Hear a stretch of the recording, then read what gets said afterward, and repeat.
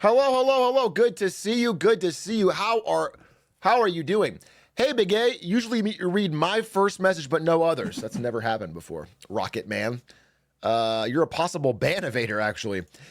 Hey, Big A, we'll be going to Squeaks' Capitol party on January 6th. I hear it's going to be a riot. Wink, wink. Why are you trying to... It's so insanely not subtle.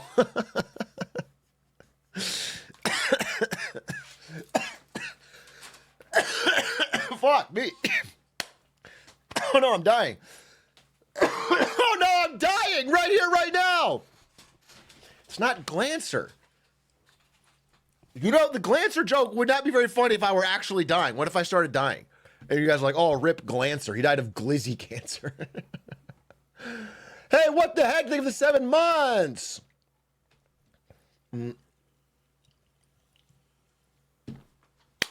My computer is fixed.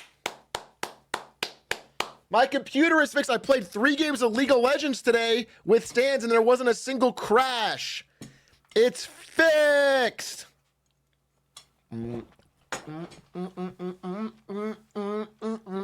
Make me a believer. Matt Gaetz is Attorney General. Wow, what a lucky country are we. What a lucky country are we. What a great appointment. The legendary Matt Gaetz, loved by all. What are you smacking on? Ari made me a very beautiful and delicious dinner. That's why I was a little late, because I was trying to munch on it, but you guys wouldn't let me. The work is never done as a Twitch streamer, the hardest job in the world.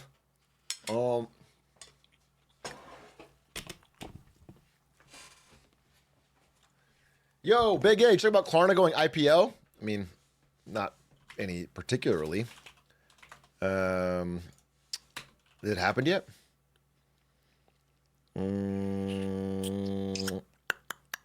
A US IPO from Sweden's Klarna. The Swedes are going to dump their fucking company on our investors. Oh, dear God. Oh, dear God. Well, I better invest. That way I can play both sides. I can talk about how much I hate Klarna while still investing in it and making money off of it. How about that? Klarna Swedish? It is indeed. Hello! Milk at 7 months.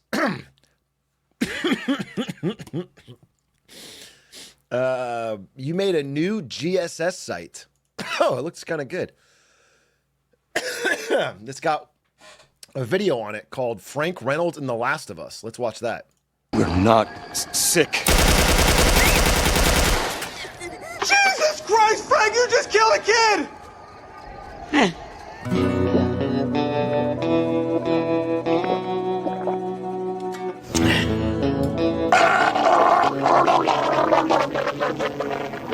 Speaking of which, where are Ellie? Whoa. What the hell's everybody doing in my apartment? We having a gangbang? Come on, boost me up. Whoa! Die, you sucker! Hey, you guys, look, I found this garden hose, right? I'm gonna use it to pump fresh air into the building and breathe into it like a scuba diver. I'm gonna try it out. Oh, botched. Oh, I botched that one. Oh, that's a botched job. Now this man loves life. That's bleeding. I need some trash to plug up the cut. You got it. Ah, get him! Get him! That is a surprise. Swear to me that everything that you said about the Fireflies is true. You gonna be crybabies about it? All right. Take my gun. Yeah. That was very well edited. That was very well edited. Shockingly good at it. I love Always Sunny. It's such a great show. It might be my favorite all-around show. I got something I like in every season, probably every episode. There's something that makes me laugh.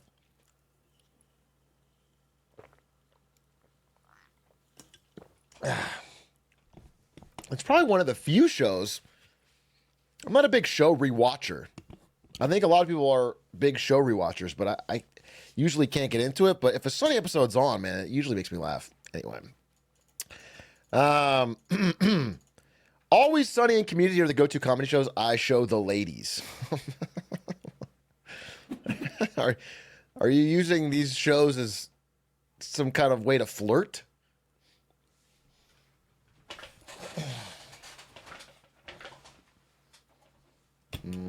What is your favorite Sunny episode? That is a great question. My favorite Sunny episode. There's so many good ones. One that always makes me laugh, guaranteed, is the one where they go on Family Feud. Ari and I love that one. I think the greatest overall episode is The Nightman Cometh, but oh, the oil crisis one. That's where he kicks out the back of the truck. Wild card, bitches. Yeah, that's a great one. That is a great. There's so many. I mean, there's just so many good. Oh, I think the one where they it just follows Charlie around as he tries to get the bar together because there's a health inspector coming. That's a great episode too. There's so many good ones. The gang gets analyzed. That's a great one. There's like there's the boat one is good.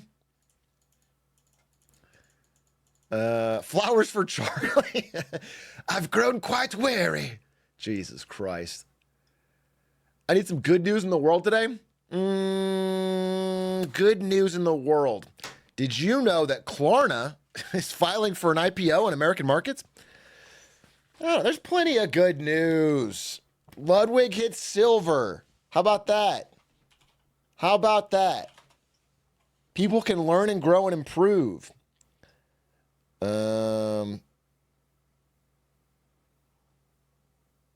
What else? Did you know that pickle biscuits are the best biscuits ever?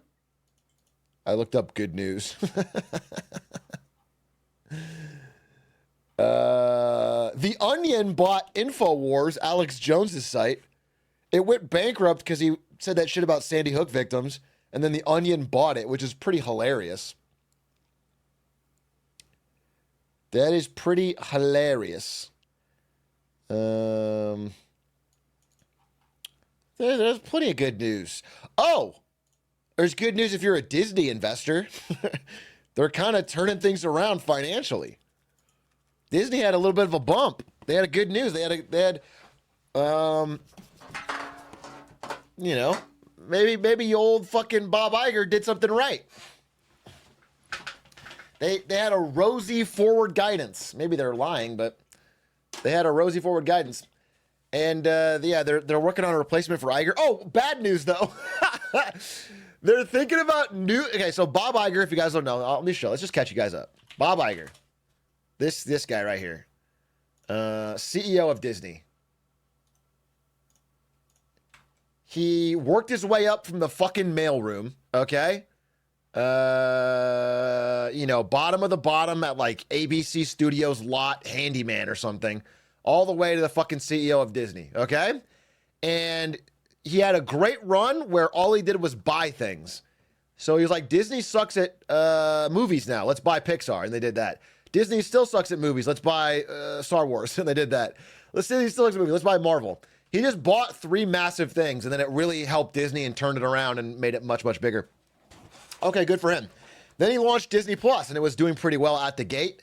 And then he ran off into the sunset. He's like, I'm done. I've done a great job.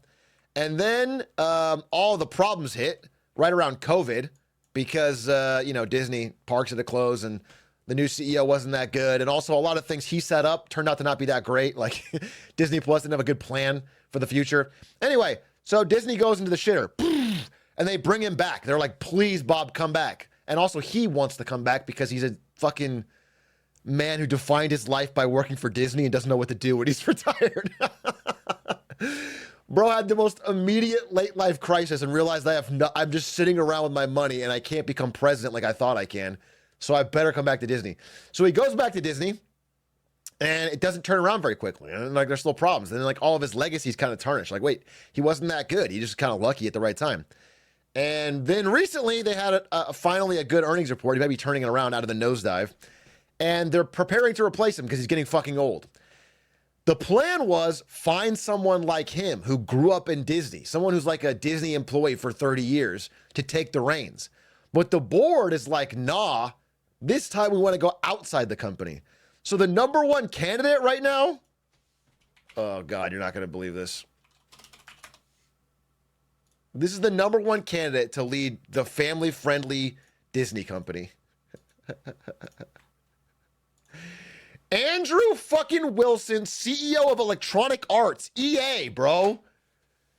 The dude who said, maybe we should have a reloading loot box for Battlefield. The man who looks like a fucking cyborg.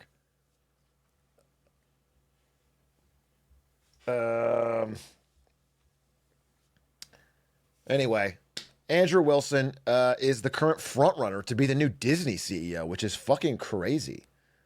Yeah, he looks like the bad guy in a Disney movie. He does, actually. He looks like a villain.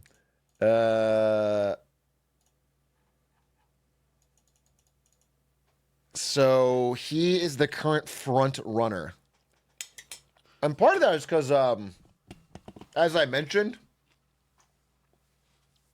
Disney is losing the kids. Kids are all gamers now. They think if they get a gaming CEO, they'll help Disney build its gaming capabilities, and that'll help. But I'm not sure that Andrew Wilson has any connection to the kids. I don't think he can.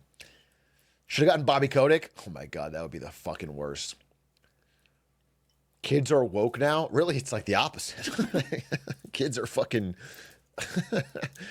virulently racist now. Kids are like fucking they're learning all their words from Roblox.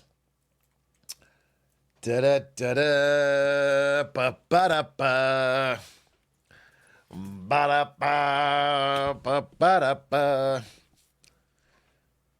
You mean to say the kids like microtransactions? You know what's crazy is like I feel like the kids who grew up before microtransactions, like let's say they first started to come out as the oldest millennials were, or like the youngest millennials were still kids, and then Gen Z kind of had both options and they grew up. But now that Gen Alpha are kids, they like don't care about microtransactions. They like it. It's like not. They don't even think about it. It's not a. It's just the norm. They have no natural antibodies to the idea of microtransactions. It doesn't offend them in any way. It's like just the way gaming is.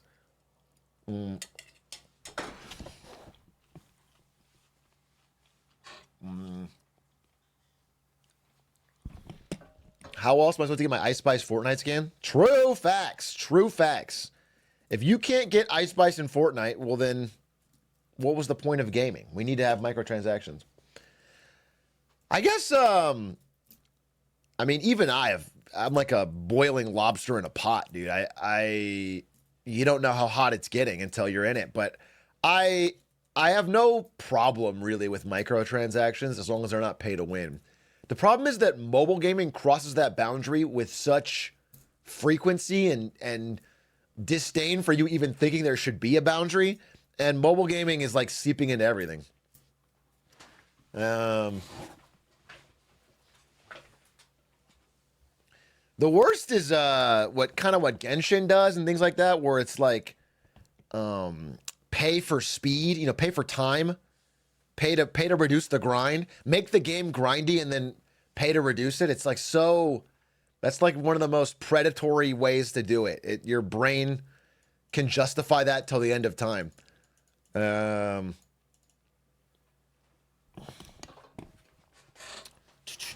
Genshin polls be tariffed? No, to my knowledge, no. But that's such an interesting question. No, I don't believe so. Klarna IPO means the consumer debt sticks Republic. That's a great question. I think yes. I am very interested to read the S1 from Klarna. Do they have that out? Do they have that? Right now it's confidential. When is that public? Dude, I would love to read the S1 out of Klarna. When is that coming out?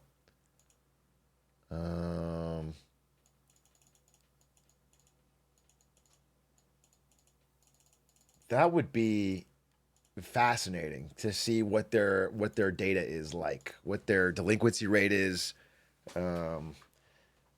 what their profit is. That would be so interesting.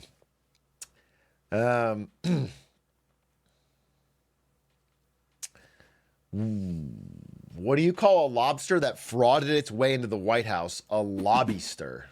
Smiley face. Nice. Very nice, dude. Very fucking nice. That is a smiley face joke. You know how sometimes there's a comedian on stage and they tell a joke and the crowd roars with laughter? And then sometimes there's a joke where everyone just kind of like politely smiles and claps. That's still good. That's still good. You know, they didn't boo. It's nice.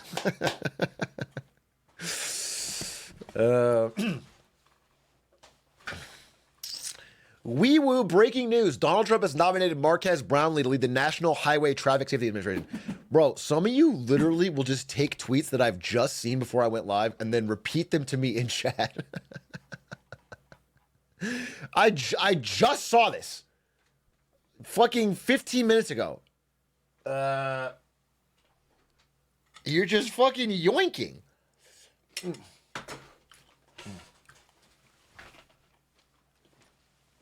Why is Unc even still on Twitter? I'm still on Twitter because the type of people who talk about... I tried Blue Sky. All right, I made a fucking Blue Sky account if you want to follow me. And I browsed it for a bit. Everyone there is too nice. It's got the early threads problem where everyone there's like, you know what I love? Video games and talking with friends. You know what I love? Just having a decent conversation between fellas. You know? And it's like, sure, me too, but like nobody here's talking about fucking bankruptcies or corporate meltdowns or anything I like reading Twitter for. It's all just nice people. Like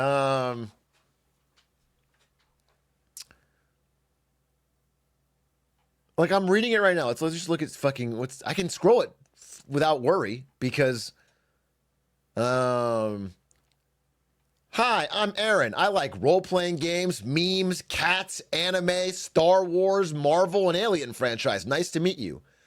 Fucking 2,000 likes on that? That's crazy. Is Stardew Valley any good? Thinking of hopping on the craze and buying it.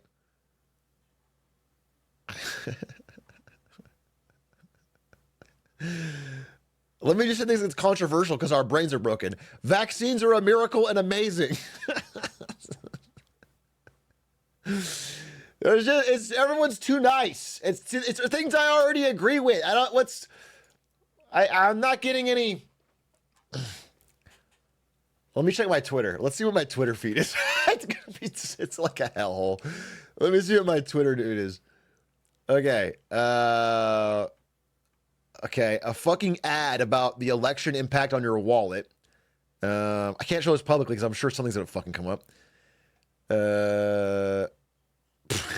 Look right here. First result. Rob Gucci says Predators versus the Oilers. The Diddy Bowl. That's funny. That's funny. Okay? It's not particularly nice, but it's funny.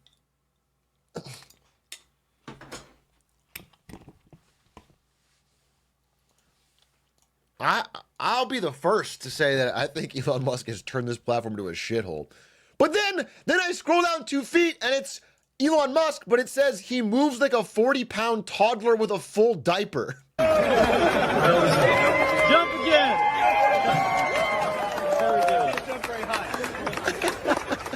It was good. Thanks, Elon. He does. He fucking does. Make fun of him on Blue Sky like this. Why is this only happening on X?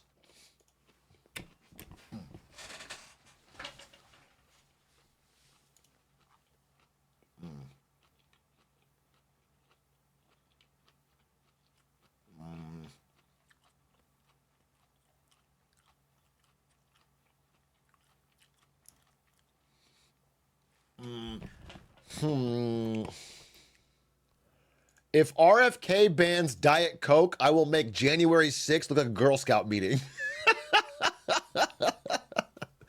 That's funny too. That's funny too, because you Diet Coke drinkers are freaks that will do this. Every Diet Coke drinker is a fucking freak for it. They must put actual fucking heroin in there. They don't shut up about it and they drink it all the fucking time. They don't even have water. It slowly replaces every fucking liquid that goes into their body.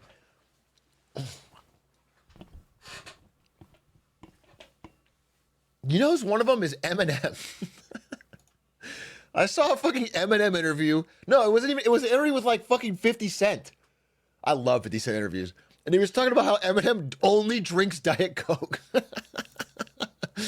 He's like, yeah, I went to the studio and it was like for 72 hours he only drank Diet Coke. That's fucking weird. That's weird.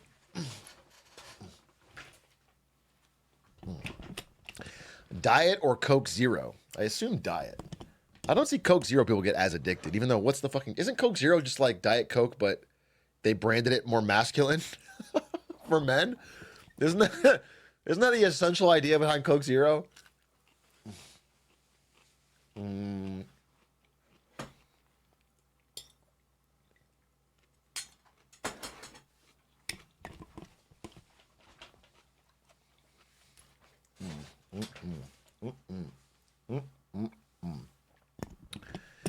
I mean, Liquid Death. Liquid Death is water in a can, and I will not apologize for drinking it. Is it a little stupid? Is it a little pretentious? No.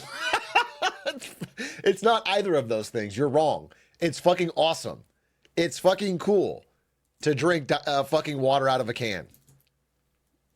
It's fucking cool. It's crisp, clear. Well, I might drink some right now. Goes down smooth.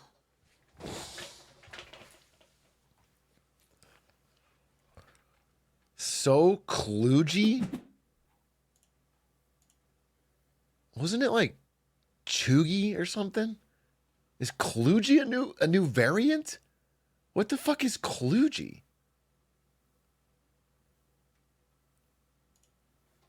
Did he just spell it wrong, or is that... I've never heard of fucking kludgy.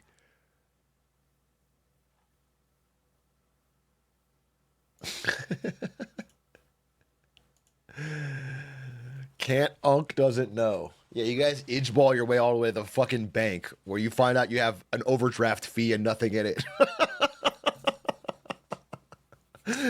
All right, you fucking got me. I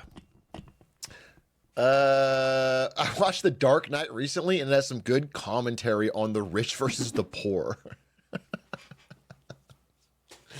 Yeah, dude, some fucking powerful stuff. I've realized from Minecraft parkour that if you make even the most basic fucking parable that there is a rich and a poor in society, people are like, this is the most brilliant thing I've ever seen. Holy shit, it's such a powerful analog for our real world. You ever finish it? I did finish it. I actually was telling Stans, I like the part that I watched day 2 so much more than the first part I watched. I'll fully admit it. I thought it ended strong. Even though I was making fun of it, I thought it ended strong. You know, it had a big final fight. It had some funny parts. It had some parkour. It was a little bit less repetitive. I didn't so much love the middle. I didn't so much love it. I watched it on stream, bro. You just didn't. The fact that you don't watch every single minute of every single stream is a fucking disgrace. It's a fucking disgrace, dude. I'm out here putting fucking my life on the line in this hardest job there is, and you have, what, a life? You're like doing other things occasionally? That's fucked up. That is fucked up. Get him out of here! Get him out of here! Thoughts on Tyson slapping Jake Paul and Jake Paul just brushing that stuff off? Let's see it. Let's see it. Ladies and gentlemen,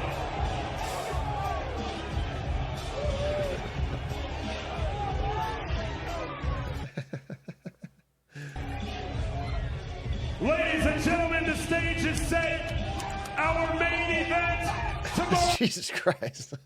night, live on Netflix. I gotta be honest with you. Mike Tyson is so fucking old. Is there, I mean, he's so old. I'm worried. Nobody wants Jake Paul to win this thing. And I assume he won't, but he's so old.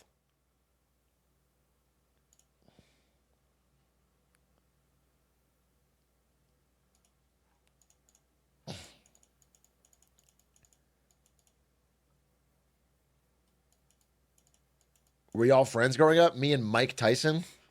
Yeah, I taught him how to box. I don't talk about it very much because it was a dark time in my life. I was like more violent, you know?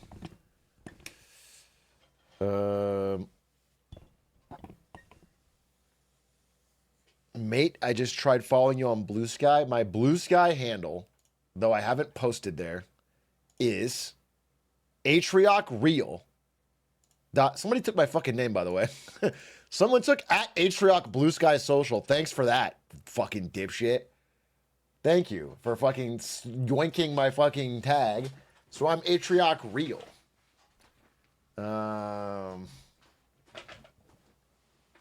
He was in chat and he was asking if you wanted it. Yes, I do. I do want it. Are you still in chat? Yes, I would. Of course I would want it.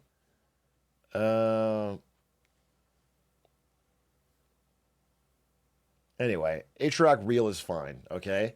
Because the posts I make will be so fire that everyone will know it's me just by the sheer quality of them. Like this one right here. Glizzy. And then I need a hot dog emoji.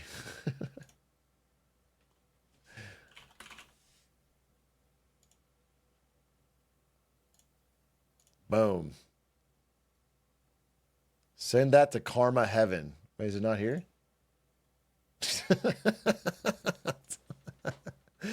All right, dude. Let's get that to the top of r/all. You know, how does Blue Sky work?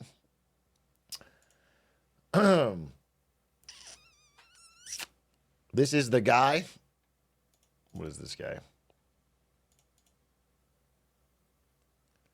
Oh, if you're Atrioc and want this then DM me on Discord and I'll give it to you.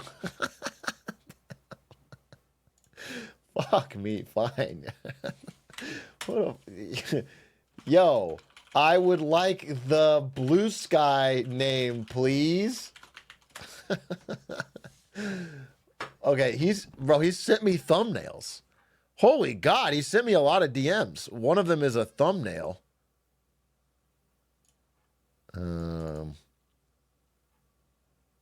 Interesting. Anyway, I would like to get but now I've already gotten so much engagement. Like I already have 98 likes on this and 44 replies. Do you understand? I'm kind of a social media icon now. Like should I stop with, Atrioc Real has already gotten so much momentum. The cannon has already been fired. Boom.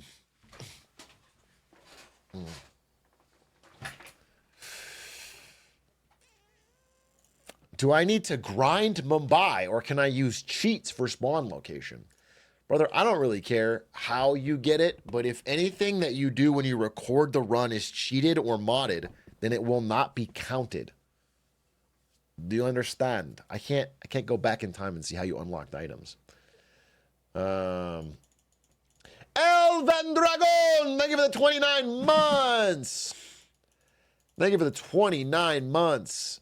By the way, speaking of the Mumbai contract, just while we're all here, I have started to receive submissions and people are doing some pretty funny shit. I gotta be honest with you.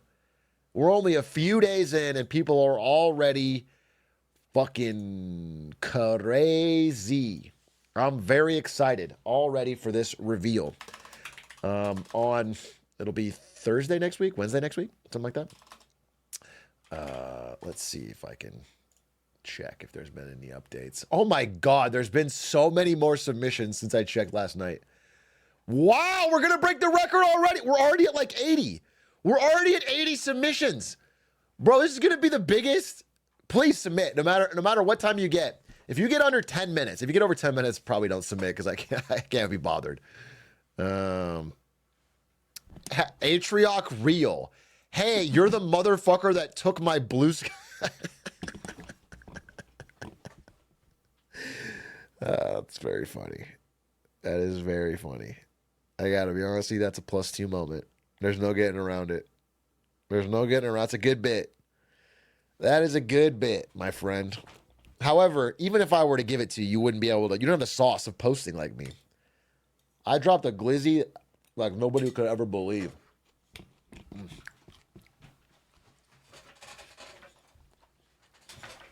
The Poly Market guy. What about him? Poly Market raids the apartment of election betting site Poly Market CEO and seizes cell phone, source says. Shane Copeland's home. So I saw this subheading. It says they raided his home after the market controversially predicted Donald Trump's win. But isn't that like a misleading headline? Like it's not because of this prediction. It's just like this website predicted it. Also, separately, he's being raided by the FBI. Why do they make it seem like there's a connection? Like the FBI is so mad he predicted Trump to win.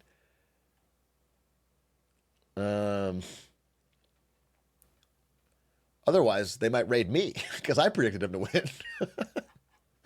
Wait a minute. Is the FBI going to raid me?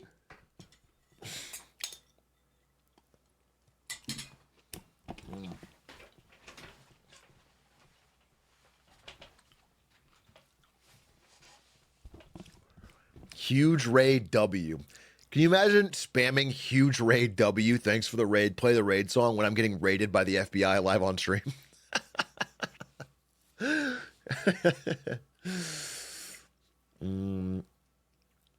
FBI had a massive parlay on Harris.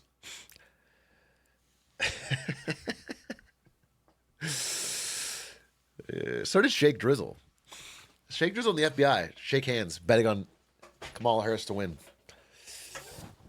FBI, open up, sing the raid song. FBI, come out with your hands up, singing the full raid song.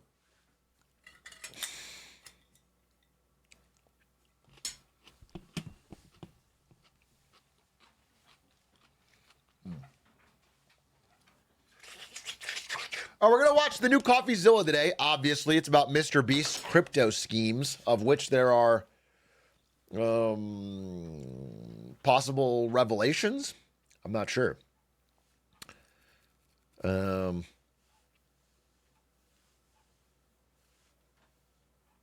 That's something we're going to do today. We're going to talk about others. I talk a little bit about Matt Gaetz.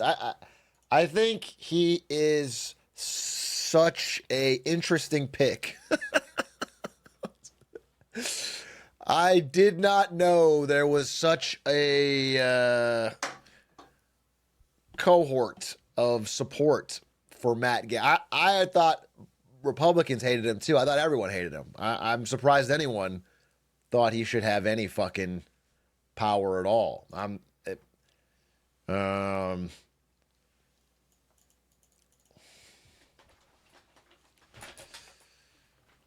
I am surprised. Andrew Tate said he's badass, so that's something.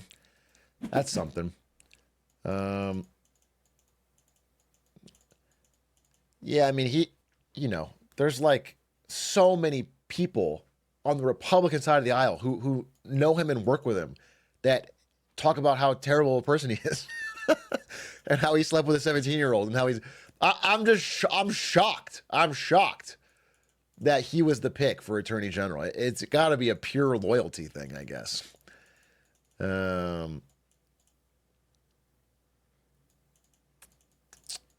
I guess.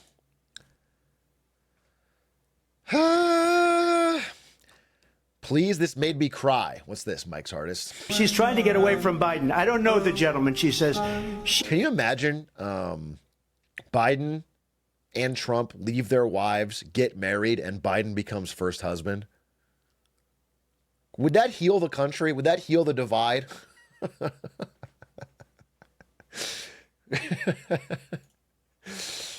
Would that? And Biden, his first act as first husband is to make school lunches tastier. No healthy shit. Just like a big ass bag of Doritos and fucking Chick-fil-A and shit. I might turn this country around.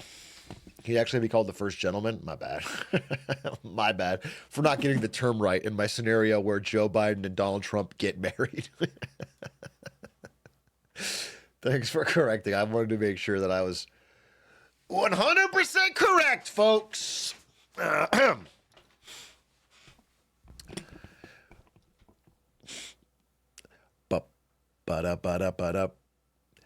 Is there ever a time when having low interest rates or having low interest rates is a bad thing? Where did you say this? Someone's responding to it, but it's like a million years ago.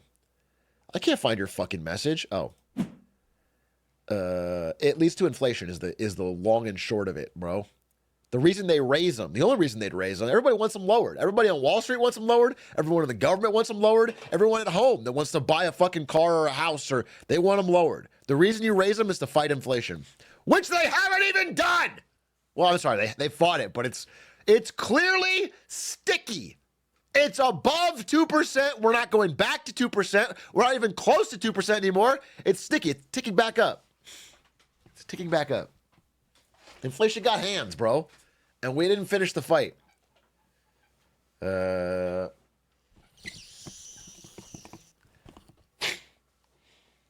They fought it and lost. That's actually what they did do. They fought it and lost.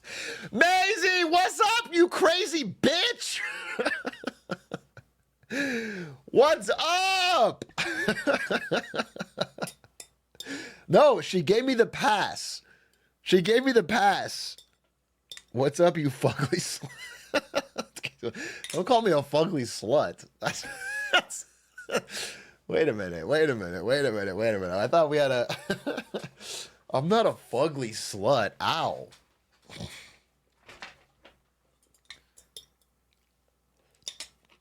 What's up, you hog? You hog snarfer.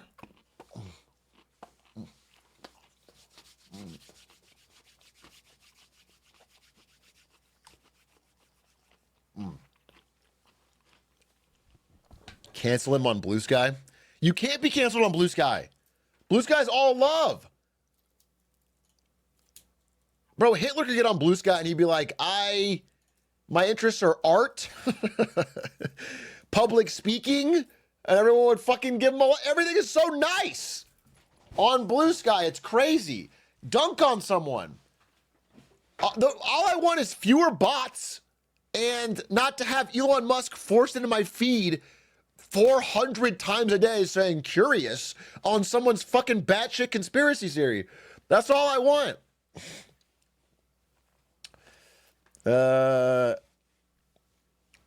Blue Sky feels like baby Twitter. It's just too nice, bro. Like, I'm currently playing Red Dead Redemption 2 for the first time and honestly can't believe it took me too long to get to it. What an experience. That's just nice. I can't deal with it. My brain is not ready for just nice posting social media.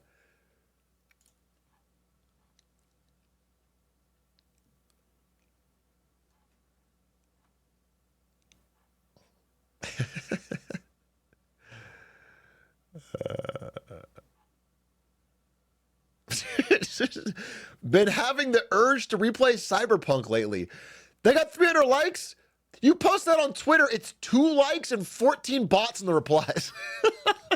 Trying to sell you a Cyberpunk t-shirt. Somebody with OnlyFans being like, I'll cyber your punk on my OnlyFans. Like, this, what the fuck? How nice is this? This is crazy.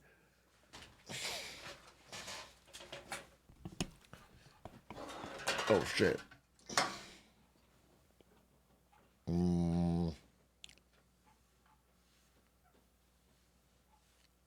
Anyway, at least there's some real posters out there still trying to make fucking Blue Sky good and real and raw with like powerful fucking messages that like break through the noise and like leave a imprint on your brain. Make you fucking think for once. Make you fucking think. You watching the Mavs game? I only watched Lakers games and only when Bronny's on the screen. So I haven't watched more than 3 minutes of the NBA. I'm kidding. I watch all the Lakers games. I watch all the highlights for every Lakers game, and I've been very much enjoying it. It's been a good season so far for the Lakers. LeBron James, 3 triple-doubles in a row, age 40. It's fucking crazy. It's proof I can still make the NBA.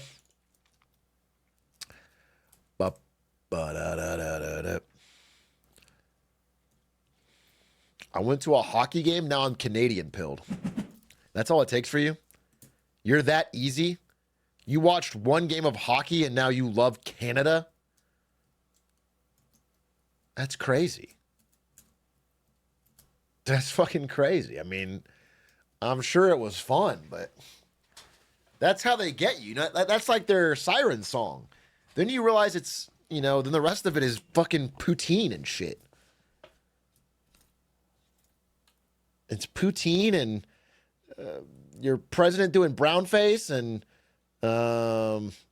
fucking Tim Hortons getting bought by Burger King and making dog shit coffee and it's all and yeah, your police are on mooses. How can you be safe if your fucking police are riding around on moose? What is it mooses? Sounds wrong. What's the plural of moose? Meese? It's not meese. It's just I think it's just moose. 1 moose, 3 moose. Yeah, I think it's just moose for both of them.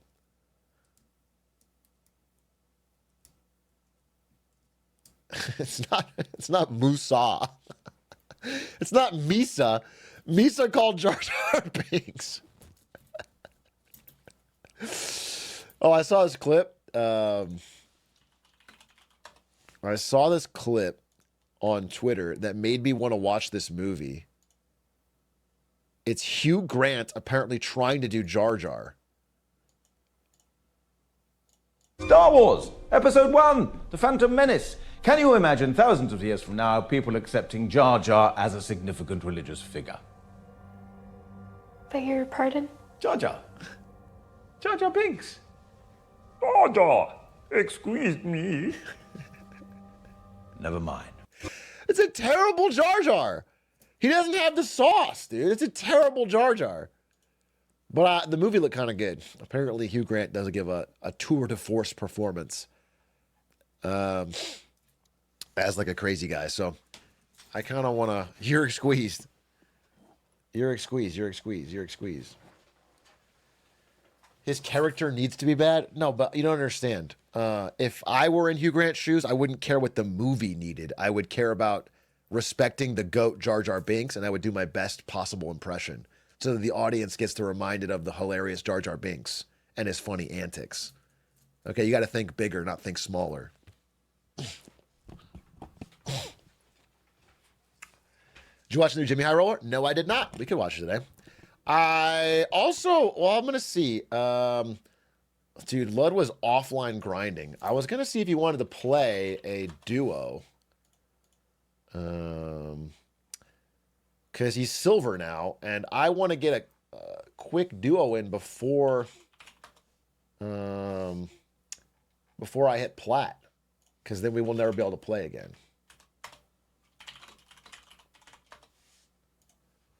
We'll see. We'll see. We'll see. We'll see. We'll see. We'll see. I'll put the feeler out there. Oh, he's doing? All right. Well, then no worries.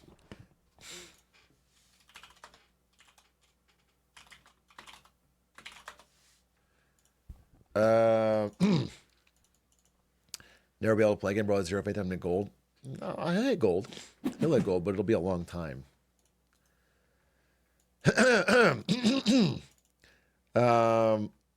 You see Carrier signed 2-year contract? I tweeted about it.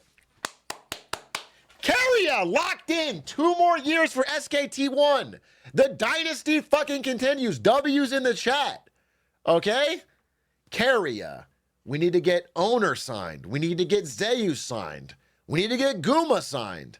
But if we get them signed, holy, they might win 3 in a row.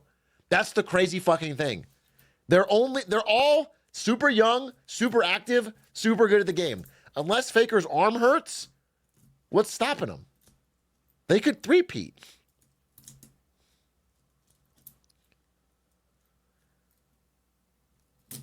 They could fucking three-peat. It's crazy.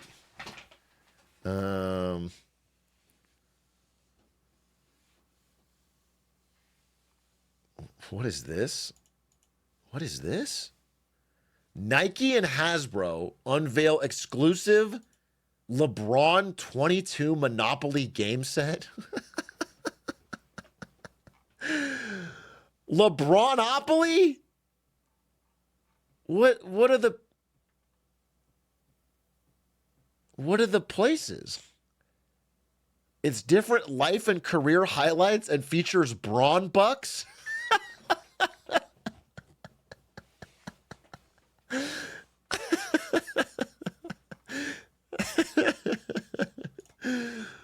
Oh, holy shit. That feels. Oh wait, you can see it here. We would see it. We can see it. Here's the board. Here's the board. Let's. Oh, I can't read it. It's like so low res. It's so low res.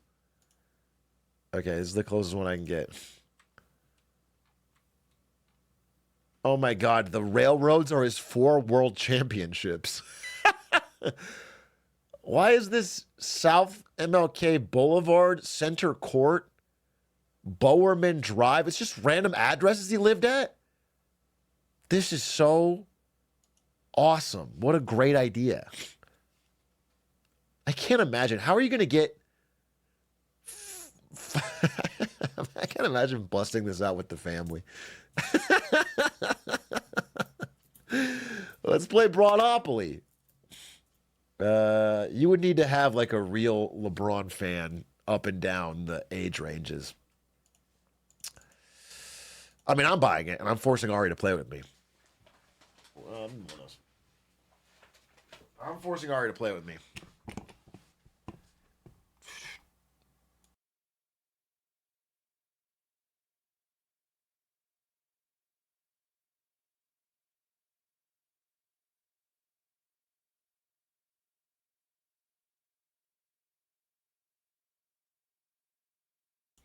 It feels like a great gift for LeBron.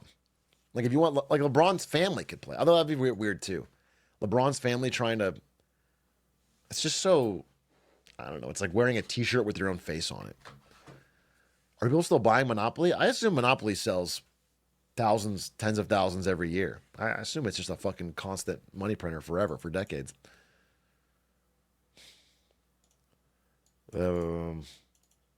Mike Tyson gave a depressing interview to a child. It's so funny. What is this? Return to the ring. For this fight, you are setting a monumental opportunity for kids my age to see the legend Mike Tyson in the ring for the first time. What type of legacy would you like to leave behind when it's all said and done?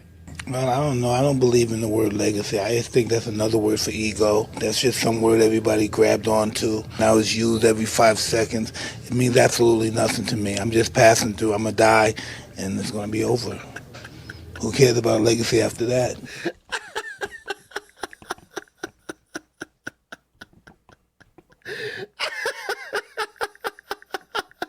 That's awesome.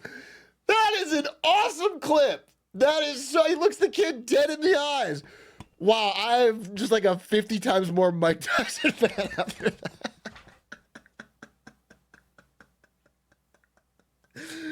That is so funny.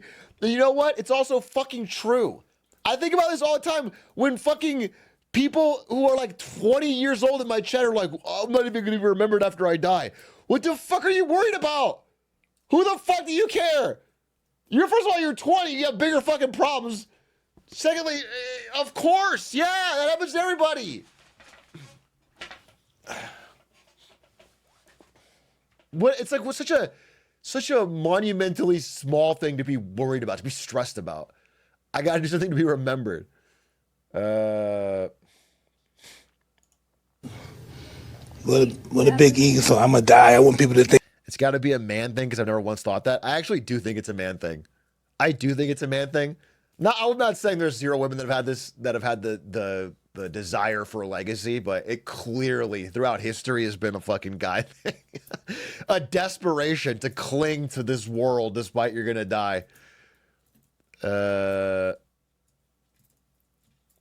It's just funny because like nobody cares, bro. I talk about it all the time. Well, I think I said this last time, but like I'll say it again because it's like what first clicked it for me was we were at Vegas. We were in Vegas, this is years ago, but I think it was like me and some friends. We were all in Vegas, and I saw them carrying out a Elvis statue, and it was because nobody knows who the fuck he was. Nobody, like they were getting rid of all the Elvis stuff that used to be like the core of Vegas, because nobody like it. As famous as like people know who Elvis is. There was a movie, but like he's no longer relevant, and he was the world's most famous artist. And you're not gonna get that. Like even if you did that, even if you're that famous, shit moves on. People move on. There's like a million people who there's statues of that people will walk right past. They have no idea the fucking statue's for. You think a kid knows who that fucking guy on a horse is in the statue? They don't know. They don't care. You could be famous enough to get a statue built of you and no one's going to care. It just moves on. People don't. So it's like doing your life for that reason is so purposeless.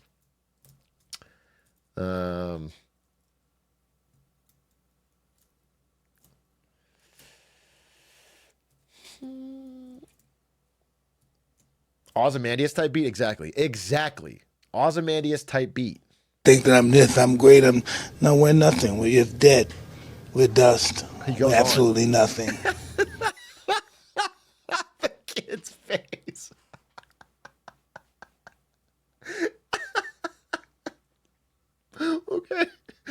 Okay. Our legacy is nothing. Well, thank you so much for sharing that.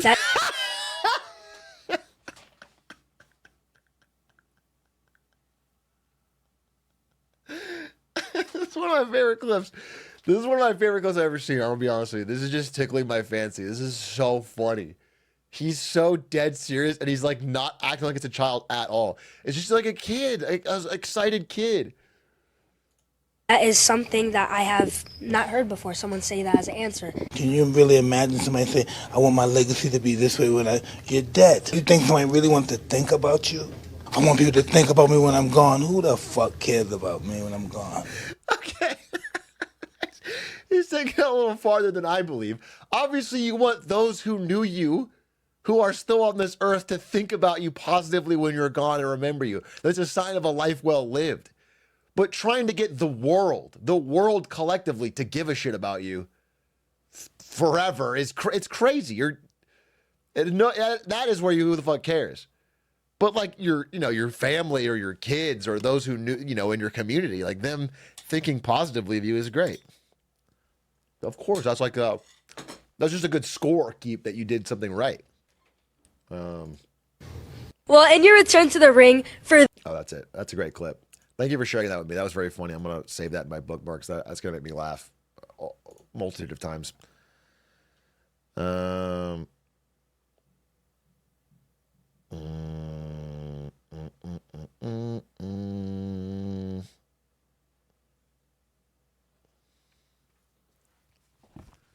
Whose economy do you hate more, Australia or Canada? I don't... Why is the word hate in there? Like I'm seething or angry at them. I just talk about them. I think they're both bad. I don't know. To be honest, I don't know though. If you want me to answer that question, they're kind of in the similar spot. If I had to guess,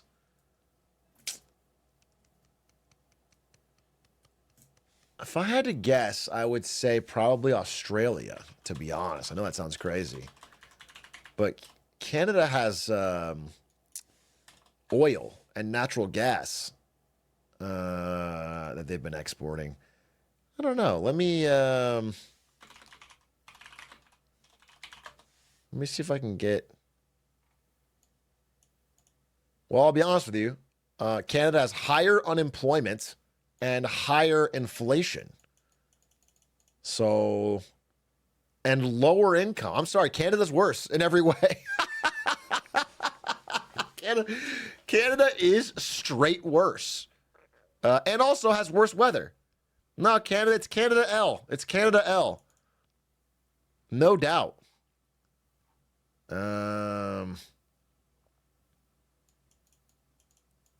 But, you know, they're very similar, obviously. Wow, I would have thought, what's the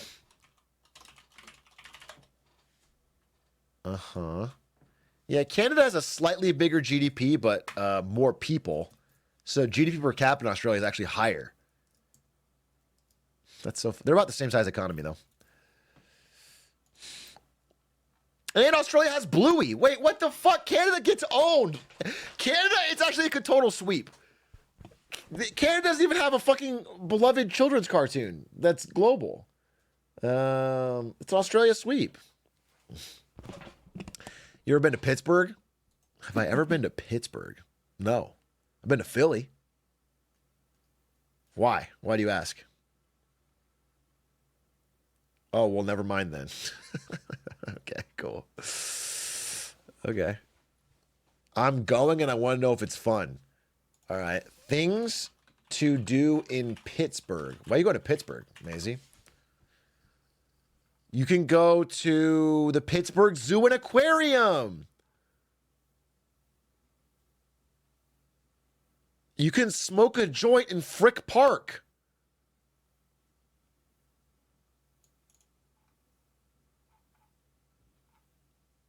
You can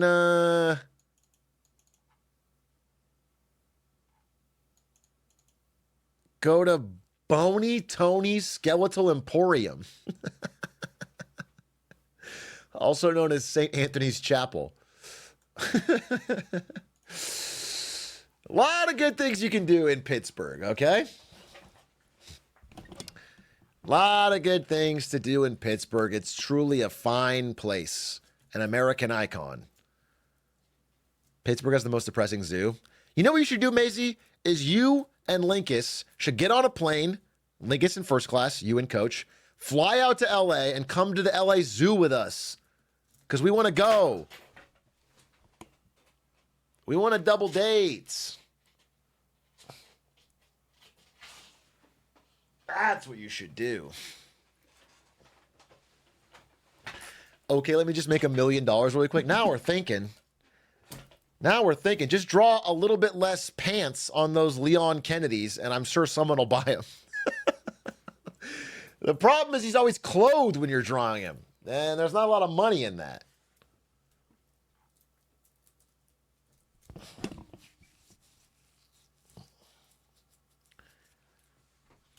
Oh, dude. Speaking of lewd ways to make money on the internet, I was on the Atrioc subreddit, r/Atrioc. You guys might know it by its iconic Reddit recap theme song that we could all sing together.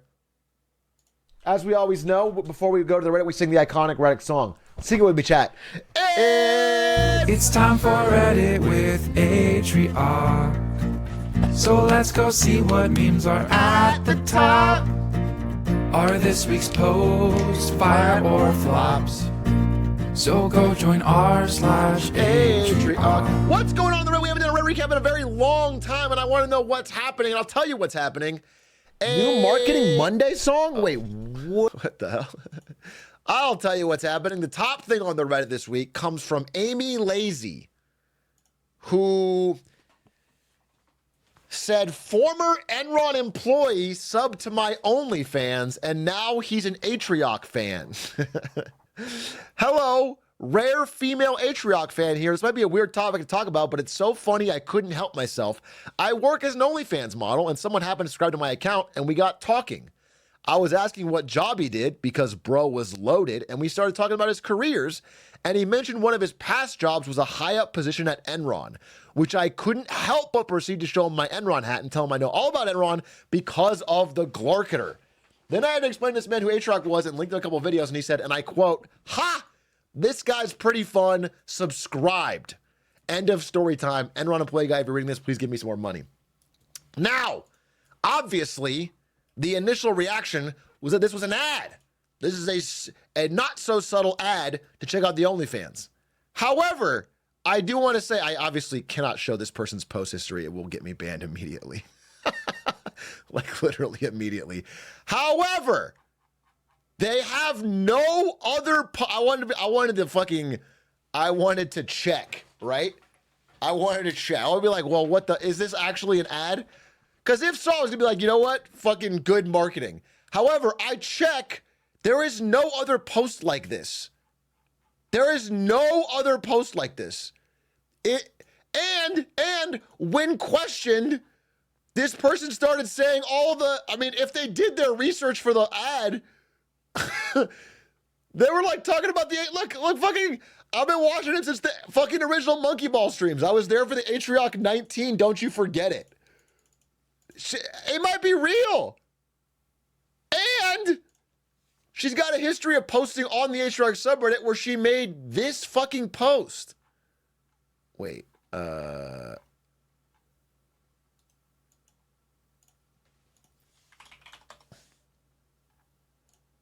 she made this post weeks ago, or 6 days ago, a week ago. Look at this. She made an election meme where I beat Ari in the... like, if this is a long play ad, I don't know. I think she might just fucking... it's a lot of effort, that's for sure, compared to anything else. So, fuck it. I think it's funny. The only thing that's crazy, though, is, like, it's not impossible that, Enron employees that were well off are still around. They're just old. It was, 20 years ago. It's not impossible, but it is stretching the limit. Like, they're pretty soon going to be so old that would be crazy.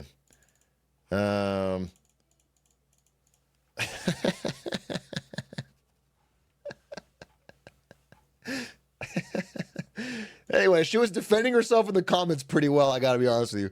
Really didn't expect this to be controversial at all. Lamau, it's not like Atrioc fans have money anyways. Holy moly. I mean, she was fighting back.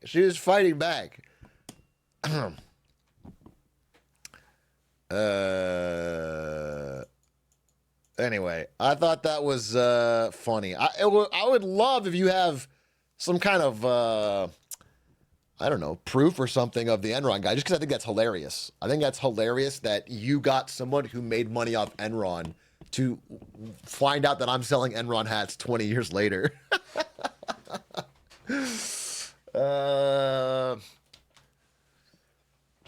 But maybe we'll bring her on for chatter interviews. I've always wanted to do a video on, I was going to do this with Amaranth. I talked to Amaranth about this. We were going to have Amaranth do the interview, but I've been so slow to set this all up. About how, OnlyFans is 100% a marketing profession. It's 100%. It's entirely, it is like, let me give you an example.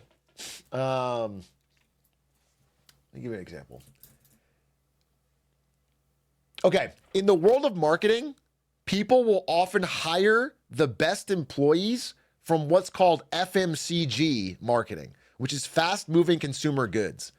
Like the head of the NFL marketing came from that background because that is where the best marketers come from, because that's where it's like all marketing. The difference between one bag of chips and another is not the quality of the chips. It's all marketing. Every or candy or whatever, all that shit comes down to marketing. And so they get more reps in, It's like people that work in that industry have to be on their game because that's where the actual money's made.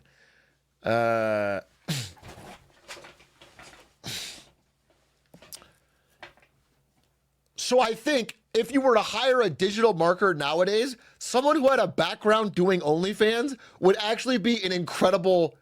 They might actually, because if they were successful at it, it would mean that they were they understood digital marketing, because that's all what it's about.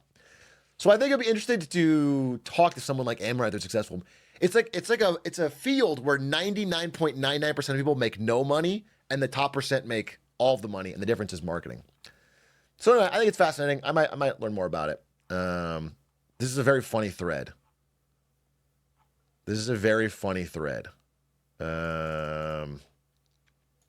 What else is on the Reddit, though?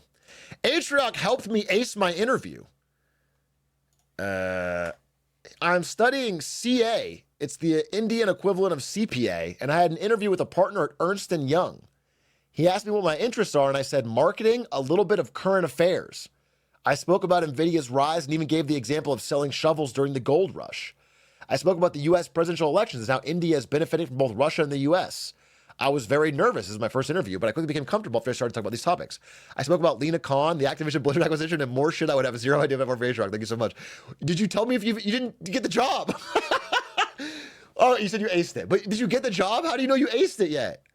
I mean, huge W, and I'm glad this all worked for you, but we don't know what happened.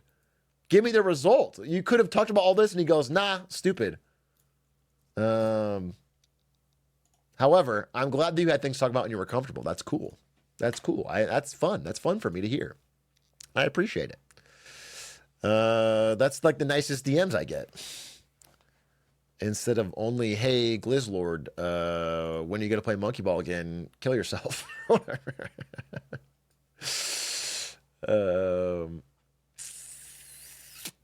Can I say that I worked for you on my resume? I mean, I guess you could say whatever you want. If they call me, I'm not going to have a good answer. You don't have my number anyway. I mean, it's insane that you're going to try that when you have no vouch and no reference. And if they were to ask me, I would have to say no, because I have no fucking idea who you are. And I couldn't. I've done it for people that I have worked with through, like I did it for Phineas J, obviously, but.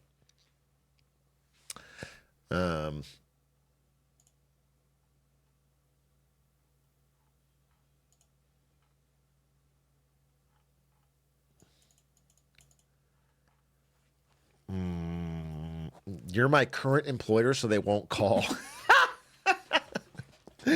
Genius. You're currently working for me. And what do you say you do for me, Yikers 00? What do you say on your resume that you... What would you say you do here? Just trying to understand.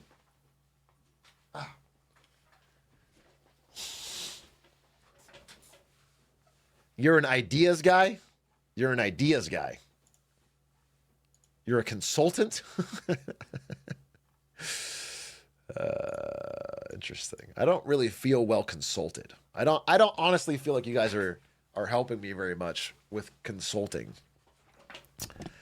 The least you could do, what is this? Hello. Hi. This is an old, I'm not watching an 8-year-old video, bro. It's like a YouTube sketch from back when. Anyway, we were on the Reddit. What was on the Reddit? Atrioc. Okay, we've already gotten to the fucking. Atrioc littered in the parking lot. How could he? And he just took a picture of a fucking liquid death. This has zero. We're already here. That's it. That's the Reddit recap.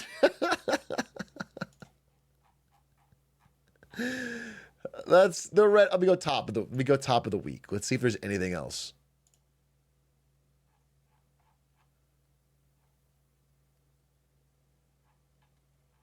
Okay. You got a screenshot of me either fucking orgasming or getting possessed, or both. That's great. As true as the glizzy is long. Every single day I worry about the death of League of Legends. Not because I care about it, because I know the second it dies, League players are going to have to go somewhere else. Riot is doing SCP level containment by keeping that prison around, and we should support them. That is not true. That is not facts. That is not based. He is not spitting bars. Do not put the flaming pen emoji. No, that is not. League players are good people. They're kind people. they help those around them by giving them constructive criticism about everything they do. League players are the best of us. Check the comments. What is this?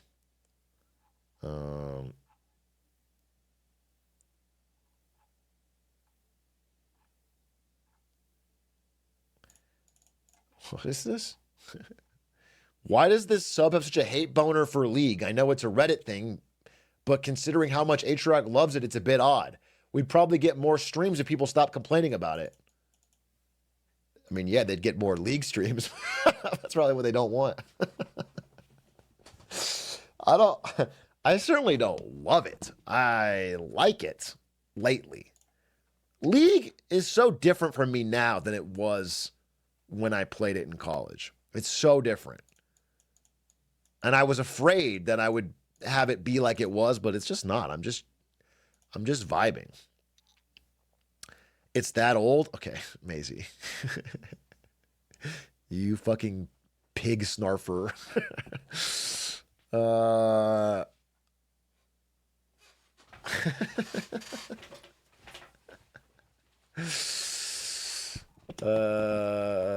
guys missed the sketch. If you missed a sketch, you missed a sketch.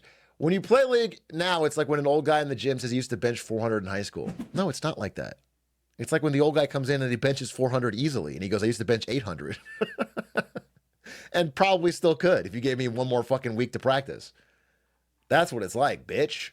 I'm dicing these fools. That's the thing about leagues. I'm just casually dicing people, and I'm not grinding to a level where I can't do that anymore. So...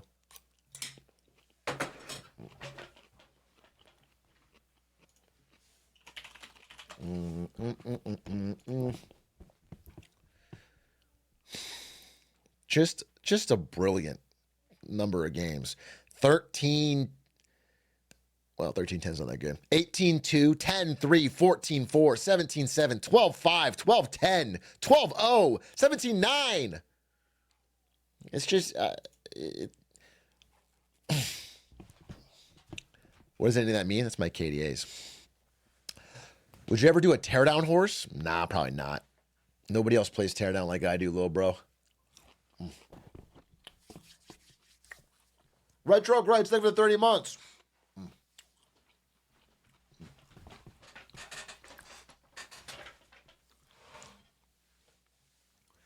Any opinion on the Argentinian economy? It's bad, but he's trying some radical stuff. Inflation is down. Poverty is up. So it's tough to say. It's tough to say. It's something I'm watching closely. I have a tendency to want to believe in it. So I'm a little biased towards it. I'll be honest with you. I'm biased towards it because what was happening before in Argentina clearly wasn't working. Clearly was headed to endless financial ruin and constant debt bailouts and problems. So I fuck with it, but we got to watch closely and see. I can't be too blinders here. And you know, as usual, I wish the person doing it was a little less fucking crazy. That's just something I've come to recognize, that I'll never have my wish granted, because you have to be fucking larger than life to get the average person to care about you enough to vote. It's just like impossible to.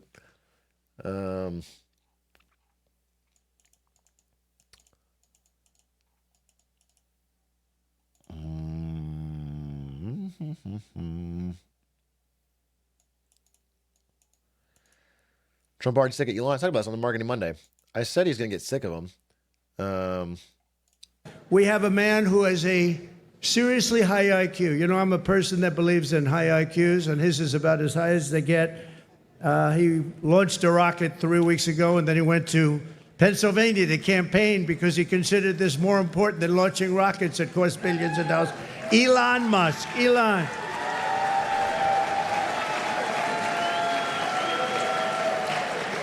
What a job. What a job he does. And he happens to be a really good guy. You know, he likes this place. I can't get him out of here. He just likes this place. And you know what? I like having him here, too. He's good. He's done a fantastic job. Really an incredible... I mean, that's just a joke, but kernel of truth. We'll see. My understanding is he's not necessarily fed up with him yet. There's just people around him that are starting to get fed up of Elon showing up to every meeting and weighing in on every decision like he's co-president. He called himself the first buddy. Oh, God, it makes me cringe, but what are you going to do? What are you going to do? What are you going to do? What the fuck are you going to do, bro? I got to adapt. He did. He did do this. Kyle Formal, thank you for the 33 months. Atrioc, I want to say you helped me develop some love of learning about finance. I'm studying for the SI. Wait, cut it off. For the SIA and learning about options. Fuck you. Well, learning about options is fine. Gambling on options is not. But I'm happy that you got a love of learning about finance. That's really cool. That is cool to me. And then when I'm dead, you're going to build a statue of me, right? So my memory will last forever. That's why I do all this, so that people like you will use their options money to build a gigantic pyramid for me to the sky, so that my legacy will live on for generations.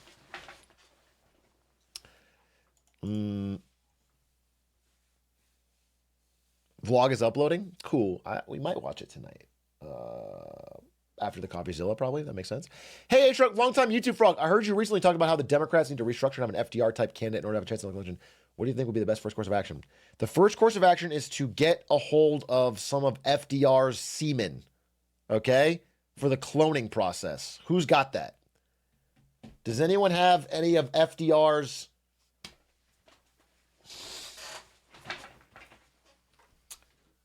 frozen, preferably.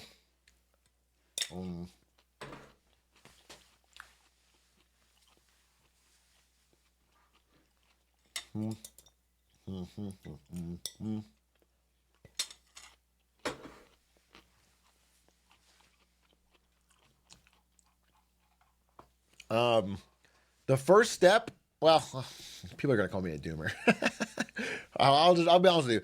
The first step, if you wanted to get someone like that, is for some of these policies that are being proposed to roll out and not be effective. So things have to get worse in some way.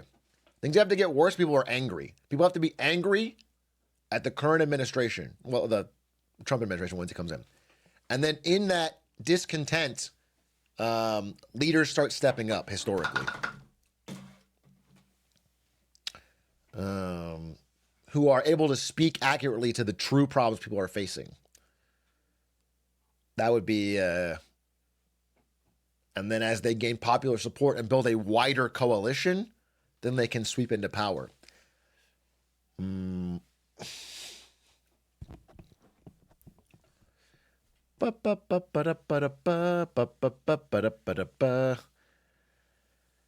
you considered that FDR may have already been cloned, but the clone got addicted to Skibbity Toilet?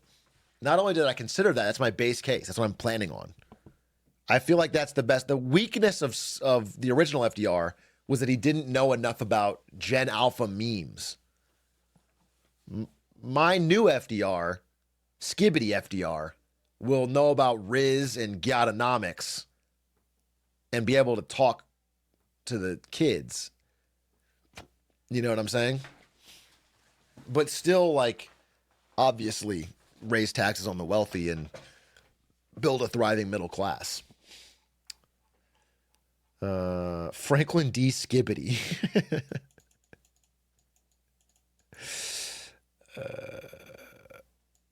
Do you think it... Here's a real question. I want to get serious. You guys you're always saying stupid shit and it throws me off. Here's a real question that I want you guys to actually think about. Do you think we should get rid of income tax and replace it with phantom tax? And I want you to think on that. This is like a real... Would this help or hurt the economy? Would this...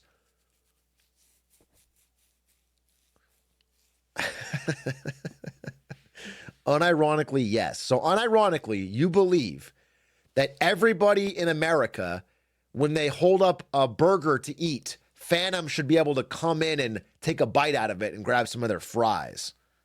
And that would somehow fund our government or what is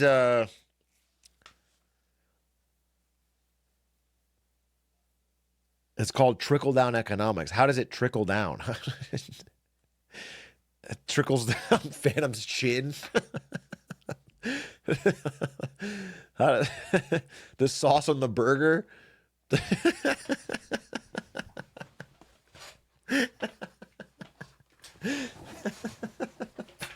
Okay, I guess. That doesn't make a lot of sense, I'll be honest with you.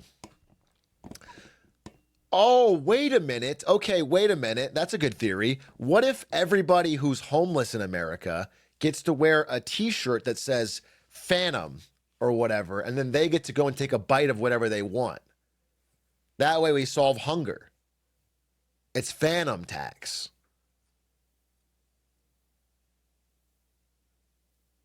That could be... that's the one, folks. Then it becomes sort of a caste system, which has always worked out well historically. Yeah, exactly.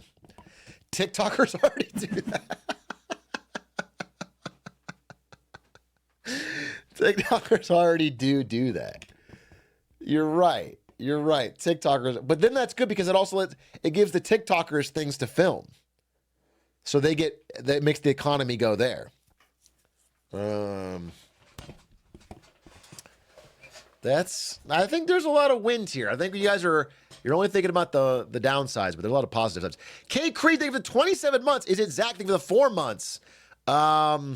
Whimsicat, thank you for the 29. 12G with the 21. Pablo Makes, thank you for the 31. The Only Ordinary, thank you for the 39. Ludwig said he wants to duo later, but not now because he's going to a concert. And he wants me to know, and I'm just telling you this, he says, I do it different than Stans. Lil bro his silver already thinks he can flex on Stans, bro. That's crazy. He thinks that's crazy. That is such arrogance. He did it silver, though. He did it silver. What's funny is if he hits silver 1, he is now officially better than 99.2% of every chatter that called him shit. Every fucking chatter that spammed, I can't Omega lol. Guy can't even clear. Guy can't even fucking clear. What is he doing up top? He can't, what the fuck? Bad gank, bad gank. You should, and like all of them are awful players. He's gonna pass him. So there's something to that. Reminds me of playing Bloons, to be honest. Reminds me a little bit of playing Bloons, where you get a lot of backseating info that you find out as you climb up that is not very good. They don't know what they're talking about. I want to see the 2v2 stands in me against him and Slime. What are you I want to see the 2v2 where fucking Mike Tyson and Jake Paul beat up on 2 8-year-old child in the ring. What are you talking about? There's not a game there.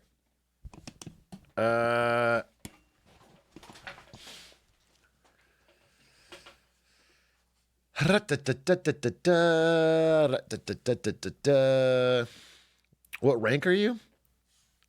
In Spirit or in my rank online? Because in Spirit, I'm fucking still basically Challenger. I've already got everything I need. What's League GeoGuessr? And then in actuality, I'm a solid gold 1 with the option for plat at any moment that I choose. This is League GeoGuessr. I have to guess where this is on the map. This is so stupid. This is right here, I guess. It's, well, wait. This is Fountain. This is Fountain right here. Yeah, lock in. Yeah, I did it. Correct. Okay. I don't, this is a stupid game. I don't care. This is stupid. I don't know where this is like here. Oh, it was the other one. But it's the same fucking principle, dude. It's the same principle of the thing. It's the inner fucking rock of the... This is stupid. Start new round. Okay. This is... I'm doing one more. This is... Here. Okay. I'm quitting.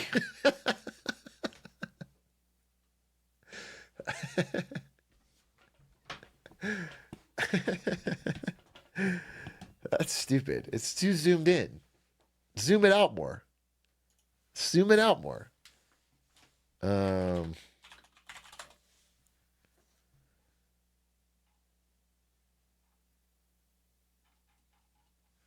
Wait.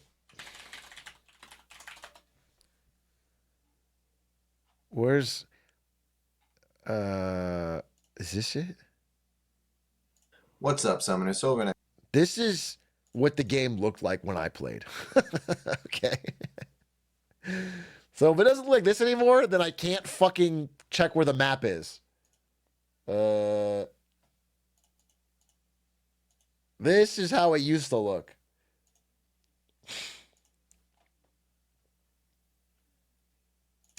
I was trying to find the video where Dyrus is high on Novocaine and destroys my kale with his Renekton.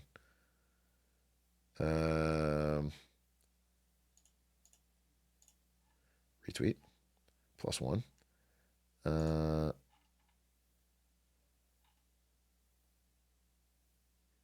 What the fuck? You never know the good times till they're gone? No, they weren't the good times. They weren't the good times. The footage from 1986? Come on, bro. Get it. It's not 1986. Wait, what else is on Reddit? Did I cover it? I mean, we really...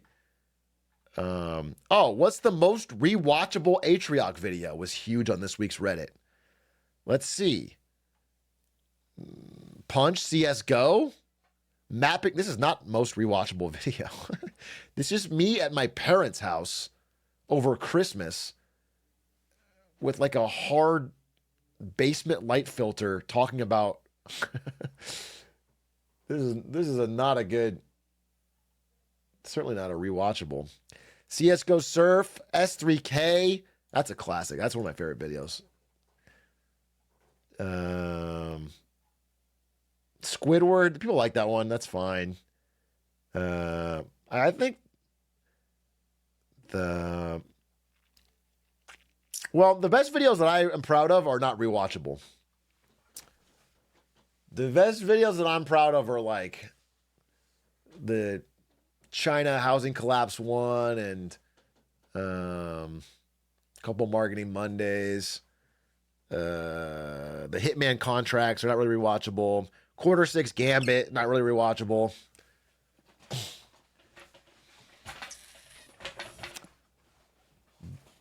Chili's video, but the one I have rewatched that I do like is Monkey Ball Popathon.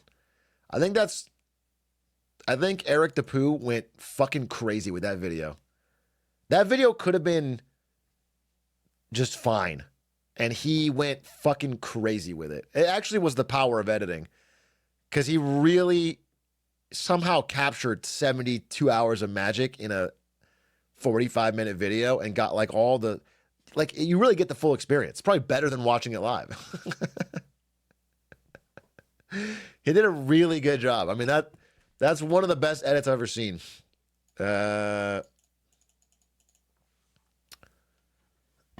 Yeah, so big shout outs. Which video? The Popathon video.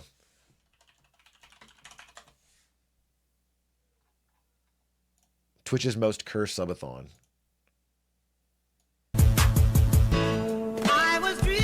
This has got all the...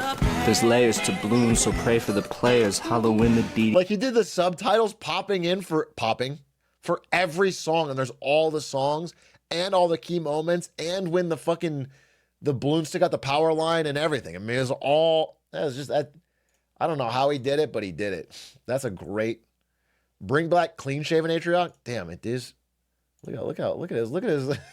It's so clean shaven. Holy God, he's so clean shaven.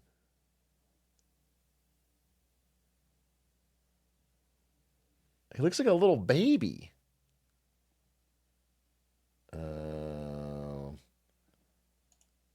The thing about it is, Ari hates when I'm clean shaven.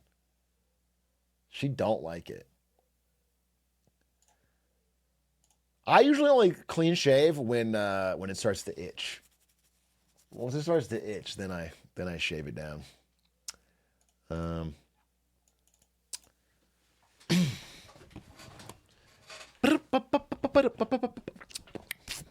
You care about her opinion more than ours?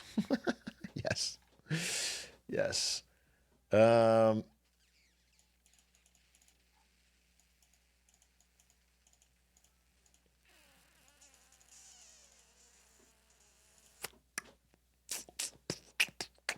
long can your beard grow? I mean, I've never tried it actually. Because once my beard hits a certain length, it starts to itch, and then I shave it.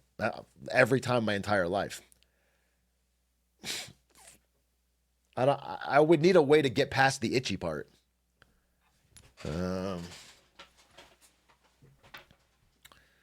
don't really want to push through the itch. It's like so annoying. I don't like it. Kind of like the stash. I could fuck with the stash. When you think of chat, do you think of us as a collective or a ton of people? No, I don't think of chat as a collective. I think of it as a monster with 1,000 eyes. I think of it as a fucking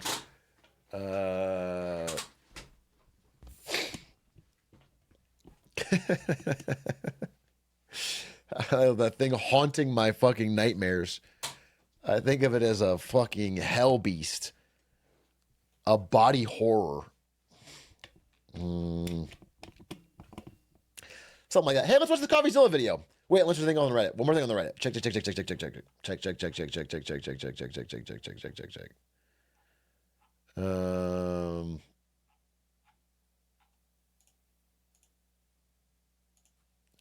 There is a photo of someone going to Beijing wearing the Enron hat and saying, "What's up?"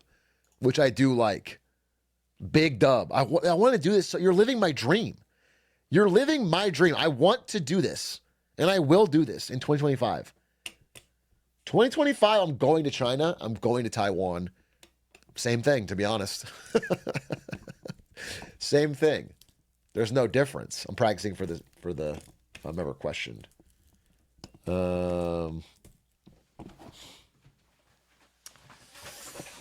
I'm so excited to go, to be honest. I think it's going to be such a blast. My only concern is that this is like a weird thing that happens, but when you're a content creator, it happens sometimes. Sometimes you meet someone and they've watched so much of your content that they know a lot about you, but you don't know a lot about them. So it's hard to like bridge the gap. I feel like Xi Jinping is going to be like that with me. Do you know what I'm saying? I feel like Xi Jinping's going to like know so much about me and my shit and like all my in jokes. And I'm going to be like, bro, I don't. Hi. You know, like, I think he's going to be like, oh, S3K, right? Pop, pop, pop. Hey, Big Quince. And like all this shit. I'm like, yeah, those are my memes, but I don't know you. What are like you into? Yeah, he's going to want to go to Chili's. And then this, I don't know if we showed this already, but this is from Stefik, our China researcher for Marketing Monday. She has been incredibly helpful with getting actual news and feedback from China about things we cover. And she drew this of me and Lena Khan and Xi Jinping hanging out. This is my favorite. This is very. She just, the only thing is she made me kind of portly. I feel like I don't know. She gave me just like a rounder face than I think I have. Do you know what I'm saying? Nothing wrong with that, but it just not I think I have a more angular face. This person thought this community made up Idgeball. You thought we just made it up. You think I just pulled up? No, we didn't fucking make it up. It's fucking real. This person is not in our community and they have 127,000 likes. We did kind of pioneer it though, much like Sheesh and Sigma and a lot of them. I mean, this community is at the forefront of internet culture. We have Glizzy. We were ahead of the game on that. DJacademics.mp4. Because I fell asleep. Holy shit. It's like watching the De Niro Pacino scene in Heat. It's just so iconic. It's so powerful. It says so much with so little. And it sears its way into your brain. I'm literally getting chills and I haven't even seen it before. It's just, it feels like I'm watching, is this too much? It feels like the second coming of Christ. I have to do this jump to buy a skyscraper? Is this even possible? Okay, clearly you have no idea how this works. You have to build your jump, buddy. Let's go. I can build my own jump to pay for my house. Yeah. Yeah, I fell asleep. All right. I fell asleep watching Peak. Let's go. When will this new hat drop on failed codes? Oh, when Twitch fails? Maybe. I disagree with Atrioc's statement that Biden hasn't done anything. I think I saw this. This is 6 days ago. I saw this. I think they misunderstood what I was saying here. I certainly wasn't saying that Biden has done nothing. And in fact, you know, I was telling Aiden, we were having a call, we were just talking, and I said, I think history, as old as this fuck was, and as much as his brain was slipping, I think history a long way from now is going to look on a lot of the things Biden did pretty kindly. However, I believe that Biden, much like every president before him since Reagan, outside of Clinton, has suffered from the exact same problem of being unwilling to make any hard choices financially, thus dooming future generations to ever increasing debt burdens. And so, and that is the thing that's slowly, you know, causing asset price inflation and eroding the middle class and causing our society to become more stratified. So that's what I was talking about. I was talking about mostly economically. I think he's done. I mean, one thing I haven't talked about on stream at all that I think needs more mention, because I was wrong about this when it was happening. I don't know if anybody watched, 2 years ago when I was talking about how I was kind of upset that Joe Biden was draining America's strategic petroleum reserve. America has like a big, we keep a bunch of oil. We have a bunch of fucking saved oil. And I was like, I think it's kind of whack that he's draining the whole thing to keep gas prices low during his term. But it turns out that Joe Biden is like the single greatest oil trader in human history, and I'm not kidding. He literally sold at the generational peak of oil prices and is now refilling it at like $25 a barrel cheaper. The amount of money that netted America is insane. We literally got years of lower gas prices because of it, and it broke the back of OPEC, which was trying to, starve out the shale producers here. So it actually was like, it was actually an incredible move. I don't know if it was him. It was probably an advisor, right? But whoever he had around him that suggested that and like they went through with it, it was incredible. It was an incredible move. History will look upon that very kindly. So I was wrong in the moment, and I did not see the vision. So, yeah, I wouldn't say that Biden has done nothing, but I don't want to give him too much credit because, like I said, I don't believe the economy is good right now. And the things that people point to are like on the back of just insane government spending, insane trillion-dollar deficits every 100 days government spending that like is unsustainable and just leaves the problem for a future generation to deal with.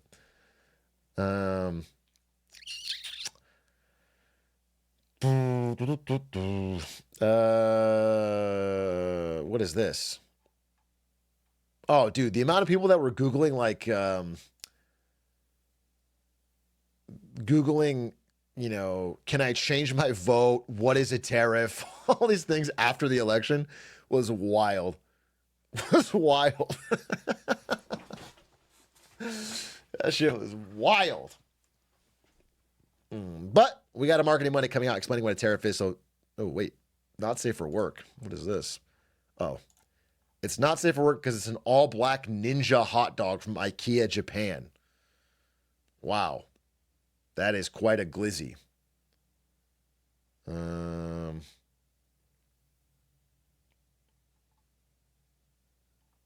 We got this. The YTA bit is really funny. Hey, y'all, I don't really post on Reddit at all, and I'm mostly a YouTube frog, but very occasionally will lurk on stream and shoot off 1 or 2 messages. One time I got in a shorts thumbnail from the Clips channel because Atrioc didn't know that Canberra existed, and I live in Canberra. Oh, I remember that. It's the fucking capital of Australia. How crazy is that? Canberra. Why the fuck wouldn't Sydney be the capital? Don't YTA me for that. I'm not the asshole for that. I'm absolutely not the asshole.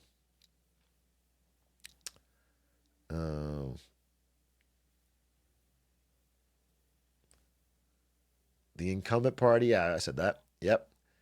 There's a liar amongst us. Hello, dear friendly Atrioc subredditites. My name is irrelevant. However, I turn your sight to someone even more relevant that has now received a taste of glorious attention. This attention, however, was attained through a lie. You see, kind sirs, I am one of the friends Peter speaks of here in this clip. The other friend he mentions did not actually watch Atrioc. Further contrary to this comment, I found Atrioc on my own time. Oh, is this a clip? What is this? Hey, Big Gliz. I started talking about marketing and business with my friends, so they actually asked me where I get informed. Now you have 3 new viewers. Do I get a medal? This guy lied? You already watched me and the other friend doesn't even watch me? He straight up lied? That's fucked up, Peter Plays. That's fucked up. You've been called out. Yet this thief of truth attempts to take credit for my humble viewing service. Holy fuck. There is a liar among us. Thank you so much. Unless, what if I find out that you're lying? I don't know who to trust in your friend group. That's crazy. Talk about this. Looked up Idgeball and incognito. Dude, it's so funny. Ari does this too. If Ari ever has a question for Google that she thinks is embarrassing, like she thinks is like a stupid question, she does it incognito because she doesn't want Google to know she didn't know. That is her honest rationale.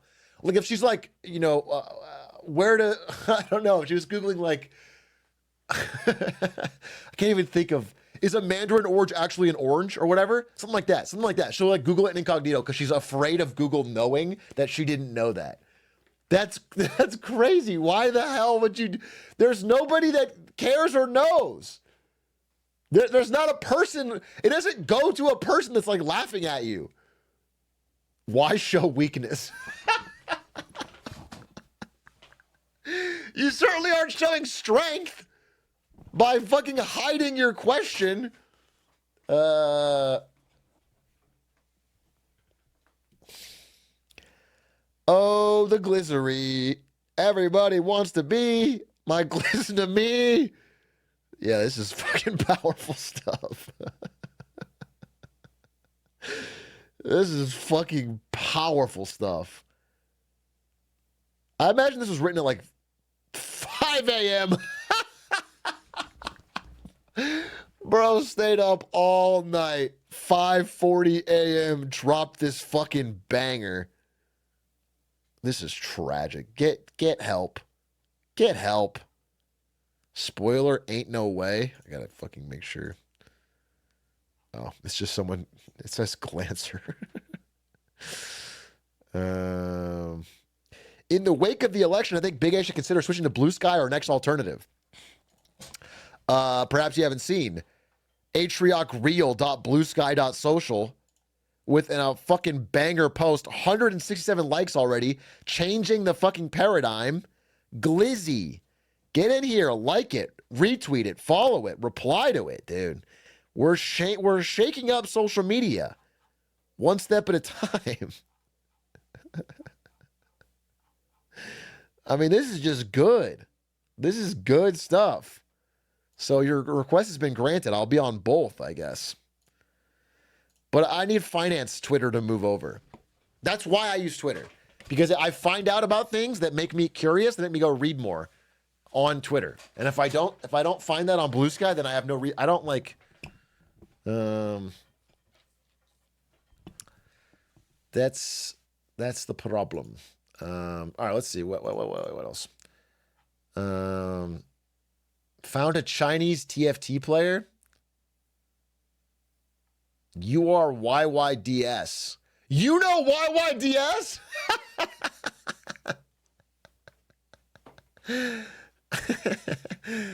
That's funny. If you guys didn't watch Marketing Monday, I was giving some Chinese slang. That is funny that you you know what's funny? Okay, so a week before the election, I made the exact same take I made the night of the election, which is basically saying that, you know, I think Trump's going to win. People voted for it. I think it's not going to work out well. I think it's going to cause us to get a better candidate in 28. That's the core of it, right? So I made the take a week before the election, and someone made this exact same thread like 14 days ago, and everyone's fucking tearing into me in the comments. And then this guy makes the exact same thread after the election when I make the cake again, and all the comments are like, actually, Atrioc was pretty smart on this one. They're all like defending me. They're all like, yeah, no, actually, it's fucking, you know what? So I'll just fucking, I'm going to take the fucking blows. All right? I'll take the fucking blows. I got to power through. People hate you because you say the truth. I'm standing on business. No, it's just President Harry S. Truman after dropping an atomic bomb on August 6, 1945. Oh, what was really funny is like, so also in these comments, like, you know, he's just being optimistic. Nothing wrong with being optimistic. And then if you go to the one a week ago before this, it's like, he's so fucking pessimistic. he's so fucking pessimistic. He's like, so, it's so funny that, you know, how the vibe can shift on the exact same take 7 days apart. There's like a perfect, it's a preserved in amber. Anyway, President Harry S. Truman after dropping an atomic bomb on August 6, 1945. This is Truman after he dropped an atomic bomb. No, this just won't work. But I have to bomb it again. I have to bomb it again. Okay, I get it. Yes, I get it. That is probably not exactly how Truman said that. That's probably not exactly how Truman approached nuclear warfare with Japan. Not 100% sure.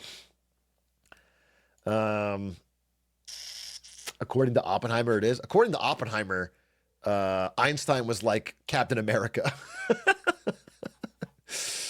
Vlog is live. Sick. We'll watch after the CoffeeZilla. Truman was playing Teardown and the Army got the wrong impression. Yeah.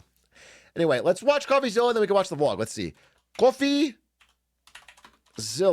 has to take down MrBeast.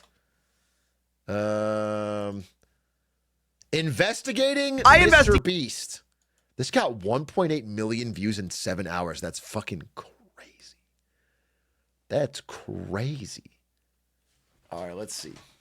MrBeast. Let's see. Investigated MrBeast, who is recently accused of making $23 million with insider trading and scams. I wanted to know the full story, so I reached out to everyone, from researchers to crypto projects, even to MrBeast himself. And let me say, the story is more complicated than you think. Okay. I want to be clear. What MrBeast did, what his team did, is shady. But what we care about is, did he cross that bright red line from shady to illegal scam? And contrary to what Twitter says, I don't think that's an easy answer. Instead, I think the answer will depend on you. If you love MrBeast, there will be an explanation at every turn and a scapegoat. But if you hate MrBeast, what I'm about to show you will seem unethical and like a clear abuse of fame for money. So already, this story is difficult, but I want to make you aware of two more things which matter. First, I have gone to MrBeast's team to try to fact check this story extensively, and they declined to fact check or comment on my many questions. Instead, they gave me a statement which we will get to. Secondly, I have a bit of history with MrBeast. I interviewed and spoke positively about him in the past, but also his new co-founder is suing me, and his other co-founder threatened to sue me. So you can make of that what you will. Right. As always, I just want to let you know where I'm coming from, and I've tried to get all sides of the story. Do you think low-key CoffeeZilla eats 3 to 4 lunchleys a day when no one's watching?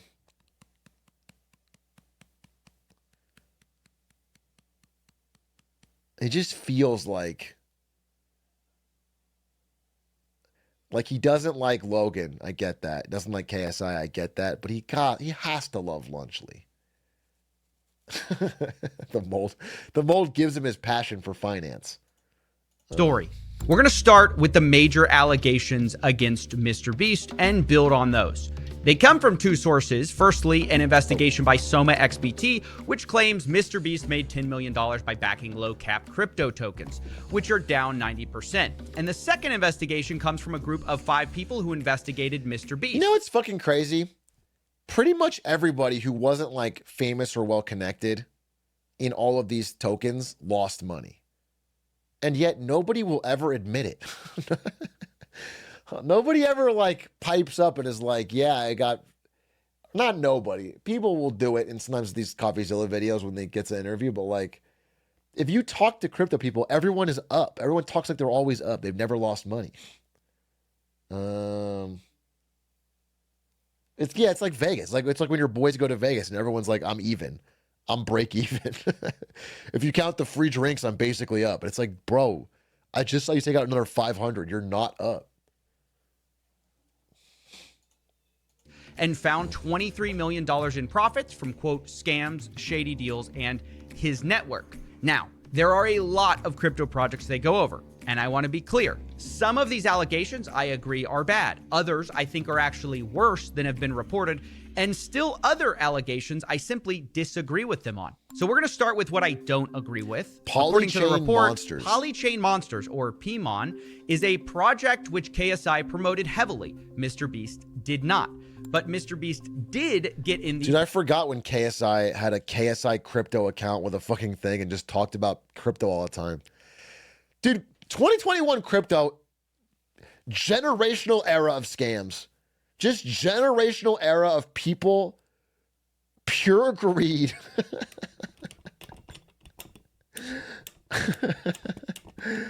It was a movie. It was a movie.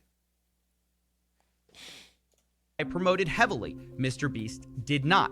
But MrBeast did get in the pre-sale and make a lot of money. And thus, the conclusion is made, it's highly likely MrBeast made an investment from that insider information of KSI's promotional deal. But there's simply no evidence provided of this. I have the same thoughts about JigStack, another coin which KSI promoted, and the conclusion is, though MrBeast did not officially follow JigStack, in his network, KSI was involved in promoting JigStack. From this information, MrBeast invested and made a large return. Here, again, there isn't concrete proof. Now, I asked the team who wrote this piece, and the lead author, Casper Vandeluk, told me, quote, having known MrBeast's having a very strong connection with KSI, it's basically highly probable he was vested as a result of KSI. No concrete evidence, just going off probability. That's not enough. But I'm going to say I don't agree with that, and I'm going to toss those probabilities aside. I think they reach too far. Instead, I'm going to stick with what we can prove happened. Luckily, the biggest claims in this report, the biggest moneymakers, are much better supported by evidence. Starting with Super. This is the project MrBeast is alleged to have made the most amount of money on, over $10 million based on a pre-sale of $100,000. As for evidence, we have leaked screenshots showing MrBeast telling Super's founder that he can do $100K. Then we have a wallet that both investigations trace to MrBeast, sending $100K to the pre-sale wallet. And then we have the same wallets getting millions of these Super tokens in a period of unlocks, which were almost all sold aggressively. Now, Why is this bad? Well, MrBeast is obviously hugely influential, and he publicly associated himself with the project twice. Once on March 3rd, 2021, he responded to a tweet with eyeball emojis, and then he interacted a second time on May 12th, 2021. Crypto is such a fucking dumb. The fact that someone famous eyeball emoji tweets gives it value. Suddenly it has value. Now we have to get in. We have to ape into this thing.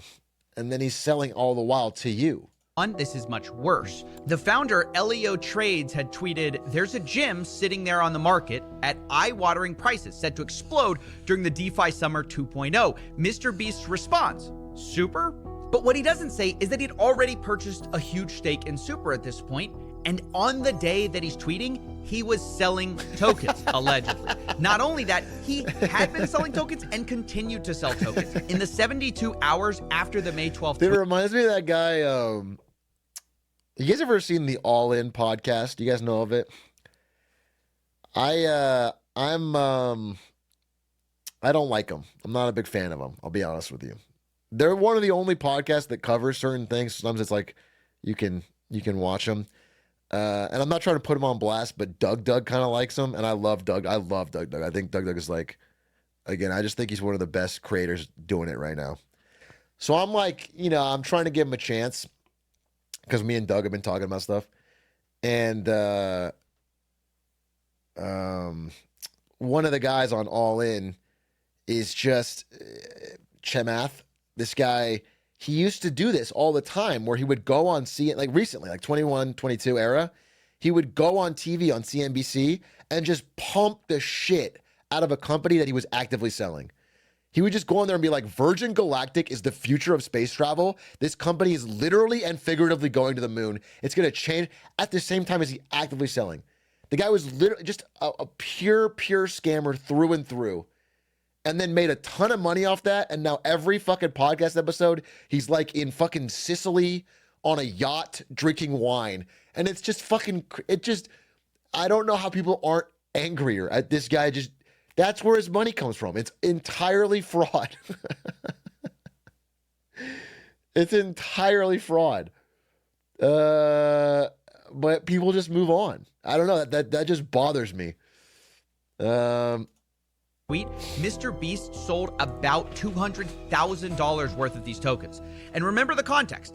He's responding to the founder of the coin discussing a gym at eye-watering prices that's going to explode during the summer. And MrBeast's response is the coin he's selling. So publicly, it's signaling, hey, Super is this undervalued coin, and privately, MrBeast allegedly sold. Now, I ran these wallets by MrBeast, as well as the accusation, but I didn't get a reply. Instead, I got a heavily lawyered statement from a spokesman, who I'm going to warn you is about to complicate things. Quote, "These investments were made and managed in consultation with industry experts to ensure full compliance with all appropriate rules and regulations. The wallet is not owned or managed by Jimmy, but rather a fund led by respected and sophisticated managers. The fund closely evaluated and scrutinized hundreds and hundreds of opportunities, which resulted in several investments. Some have been more successful, others less, and others still works in progress. The fund's investment strategies apply the same rigorous standards as many other experienced investors in the field." Now, I have a lot of questions, but the big thing is Jimmy denies doing any of the trading or managing the trading and blames it on a fund. So I asked some obvious follow-up questions. What is the name of this fund? Who are the industry experts? And what rules and regulations were followed that allowed you to tweet about a coin while your fund is selling? I didn't get a response. It's worth mentioning the spokesman is Matthew Hiltzik, a well-known crisis management consultant. Thankfully, online there's still... MrBeast got the Harvey Weinstein PR team? A well-known Bro. That's wild. That's fucking wild. That's fucking wild. Crisis management consultant. Thankfully, online there still are a number of clues we can follow to try to find the right person for this fund. The reason most people link MrBeast to this wallet we've been tracking is mostly based on a tweet by MrBeast saying he bought a specific CryptoPunk, which belonged to an account which goes by Wu-Tang Clan. People assumed, understandably, that this was Mr. Holy Beast's shit, the Wu-Tang wallet. Clan? But what is lesser known is that another account has also tweeted about CryptoPunks and has the same ties back to Wu-Tang Clan. A guy named Jason Williams. He's followed by MrBeast on Twitter, and he's the author of a book on Bitcoin, so he's a crypto guy. And I found Bitcoin. Twitter, and he's hard money you can't fuck with. Why Bitcoin will be the next global reserve currency by Jason Williams, a $30 book.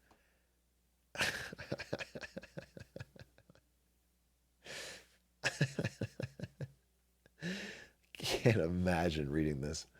He's the author of a book on Bitcoin, so he's a crypto guy. And I found Jason tweeting about another CryptoPunk saying, I hope you enjoy your new home, sold for 100 ETH. That sale he's talking about links back to the same address MrBeast does, Wu-Tang Clan. On YouTube, there's even more clues. Jason can be seen surfing wearing a Wu-Tang Clan shirt, and his brand name, Going Parabolic, happens to be owned by the same MrBeast wallet, goingparabolic.eth. So there's very good evidence that Jason Williams was also involved in this same wallet, which means that it might be true that MrBeast wasn't the guy buying or selling, which would be good for MrBeast and bad for these investigations. But just when I thought MrBeast might have no say in what this wallet did, I saw this podcast with Logan Paul, where Jimmy discusses CryptoPunks once again, and things get complicated. Okay. So me and Logan both bought punks. You guys will probably see on his Twitter that he bought a bunch of CryptoPunks at the same time, right? Yep. Gary pulled us in that call. Yep. So have you ever told that story? No. Gary V, it's like 11 p.m. just out of nowhere, just calls me and he's like, Logan's like, no, and don't. Logan's like, no, let's move on. Let's not talk about any of our crypto past at all.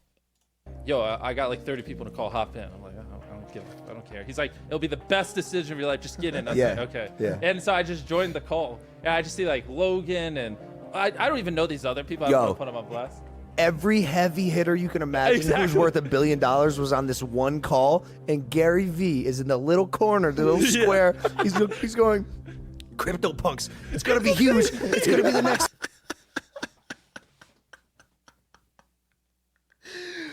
Fuck. What? Oh my God. Warren Buffett was in there. Every heavy hitter. Yeah, it was probably Warren Buffett in there. And he was like, wait, what, Gary? Gary V? It's going to be the next Facebook? Facebook, where all of us were like, okay, Everyone's Gary. judging. I'm texting Logan. And I'm like, Gary lost his mind. Bro, all of us were like, yo, Gary's nuts. Yo, Gary was right again. I bought a bunch. Wait. Yeah, I bought quite a few. How many? I don't want to say it, but You have to say- please. You have to. I bought multiple ones. Yeah. Well, bro, are you in double digits, punks? Just shy. Huh. Well, this clip is very interesting because Jimmy said he Bro, are made you the double decision digits punks? to get CryptoPunks based on a call with Gary V. But those punks are owned by the wallet we just said was controlled by Jason. So it appears sometimes MrBeast is telling Jason what to buy for this fund. MrBeast then later talks about selling these CryptoPunks and rolling the money into a new project. And once again, it sounds like he's in charge. Well, I've already sold quite a few of them, so I don't. What? Dude, he's on to the next thing. I bought a bunch of, so then I rolled the money into V Friends because Gary, same thing. How can you go up from CryptoPunks? Go to V Friends. The fucking animals that Gary V drew himself. Did you know that was a literal top? Do you guys know that V Friends? Do you have the fucking speech?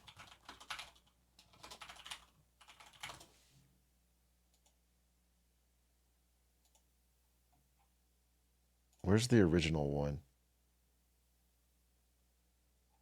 I mean, I'm not going to find the exact video, but this is essentially it.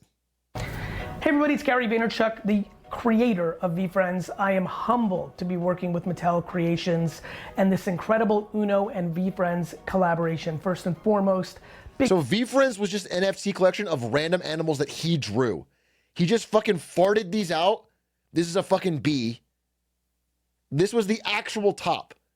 The day this was announced was the actual fucking top of 2021 Cryptomania. It declined from there. Such a scammer. He literally marked the top. VFriends is the peak of NFT insanity. And by the way, I don't think it's ever fucking launched. This fucking Uno VFriends. Absurd. How's anyone buy into this? FOMO, dude. Everyone's laughing at it now, but in 2021, they were like, what? VFriends? Called me. He's like, VFriends? I was like, I don't know, but last time I made money, sure. I'll be honest. These clips, to me, make it difficult to assume MrBeast had no idea what's going on. He talks about CryptoPunks and VFriends like personal investments. And on Twitter, he says that not only he bought CryptoPunks, he also tweets about loading up on VFriends. But again, I have to say, it is also abundantly clear Jason Williams was involved. He says, "Hey Gary, thanks for the VFriends gift code. It was a gift from Gary to MrBeast. I'm very thankful for it. He didn't have to send anything." So once again, Jason Williams appears to be involved and have something to do with the trading or management of MrBeast's crypto wallet, but we know MrBeast made some of the decisions. So of course, I asked MrBeast to explain himself if he had any say over the trading, but once again, there's no response. So now I want to turn back to Super. We know from leaked DMs that MrBeast and not Jason set up this presale, and we know that MrBeast made the tweet. So now we have to guess. Here's what we know. We know MrBeast set up the presale according to leaked screenshots. We know MrBeast made the tweet, but we don't know whether it was Jason doing the trading of Super, or if he was doing the trading, did MrBeast know about it? Did Jason know about the tweet? These are the questions that ultimately matter. And yes, I reached out to Jason Williams for a comment. He didn't reply. I did, however, get a hold of Elio Trades, who is the founder of Super, and he insisted that MrBeast's tweet was not a part of a deal for promotion. But you should know, he also mentions how upset he was with how presale investors sold their tokens, saying most of them sold, including MrBeast. So those are the facts. MrBeast gets involved in a presale. For some reason, tweets... Why do they always say that shit? Not a single fucking token has ever done anything. They're always talking about how, like, oh, I can't believe everyone would just pump and dump. We were going to change the world and build a great game. Or they haven't done anything. No, not one. Not one. They haven't done anything to the real world. And they keep talking about how this project's different. This one's the one that's like gonna fucking tokenize fucking emissions and save the planet or what. They haven't done anything. It's at this project twice. One time on the day his fund is selling tokens, where he seems to imply that they're undervalued. In total, he's alleged to have made $11 million with this deal, according to the report. So yeah, that's really bad. Now we're going to turn to another allegation, which is about Earn, or Eternity Chain. There are some facts which are the same. There are others that are different. For example, instead of MrBeast setting up the deal directly, the team at Earn claims they never spoke to MrBeast. Quote, "We were speaking to his fund manager. And when I asked about these wallets selling allegedly over $4 million in tokens, they say, quote, MrBeast's fund was an early investor in our presale. He had the same unlock schedule as everyone else. Were we happy with the way he sold? Definitely not. But legally, there was nothing we could have done. And then, just like with Super, they claim they didn't ask for a promotion of the project, but that MrBeast decided to comment once himself anyways. On March 9th, 2021, MrBeast responds to Eternity Chain saying, this one will be hype. It's worth noting, once again, about 24 hours before saying this, this fund wallet... This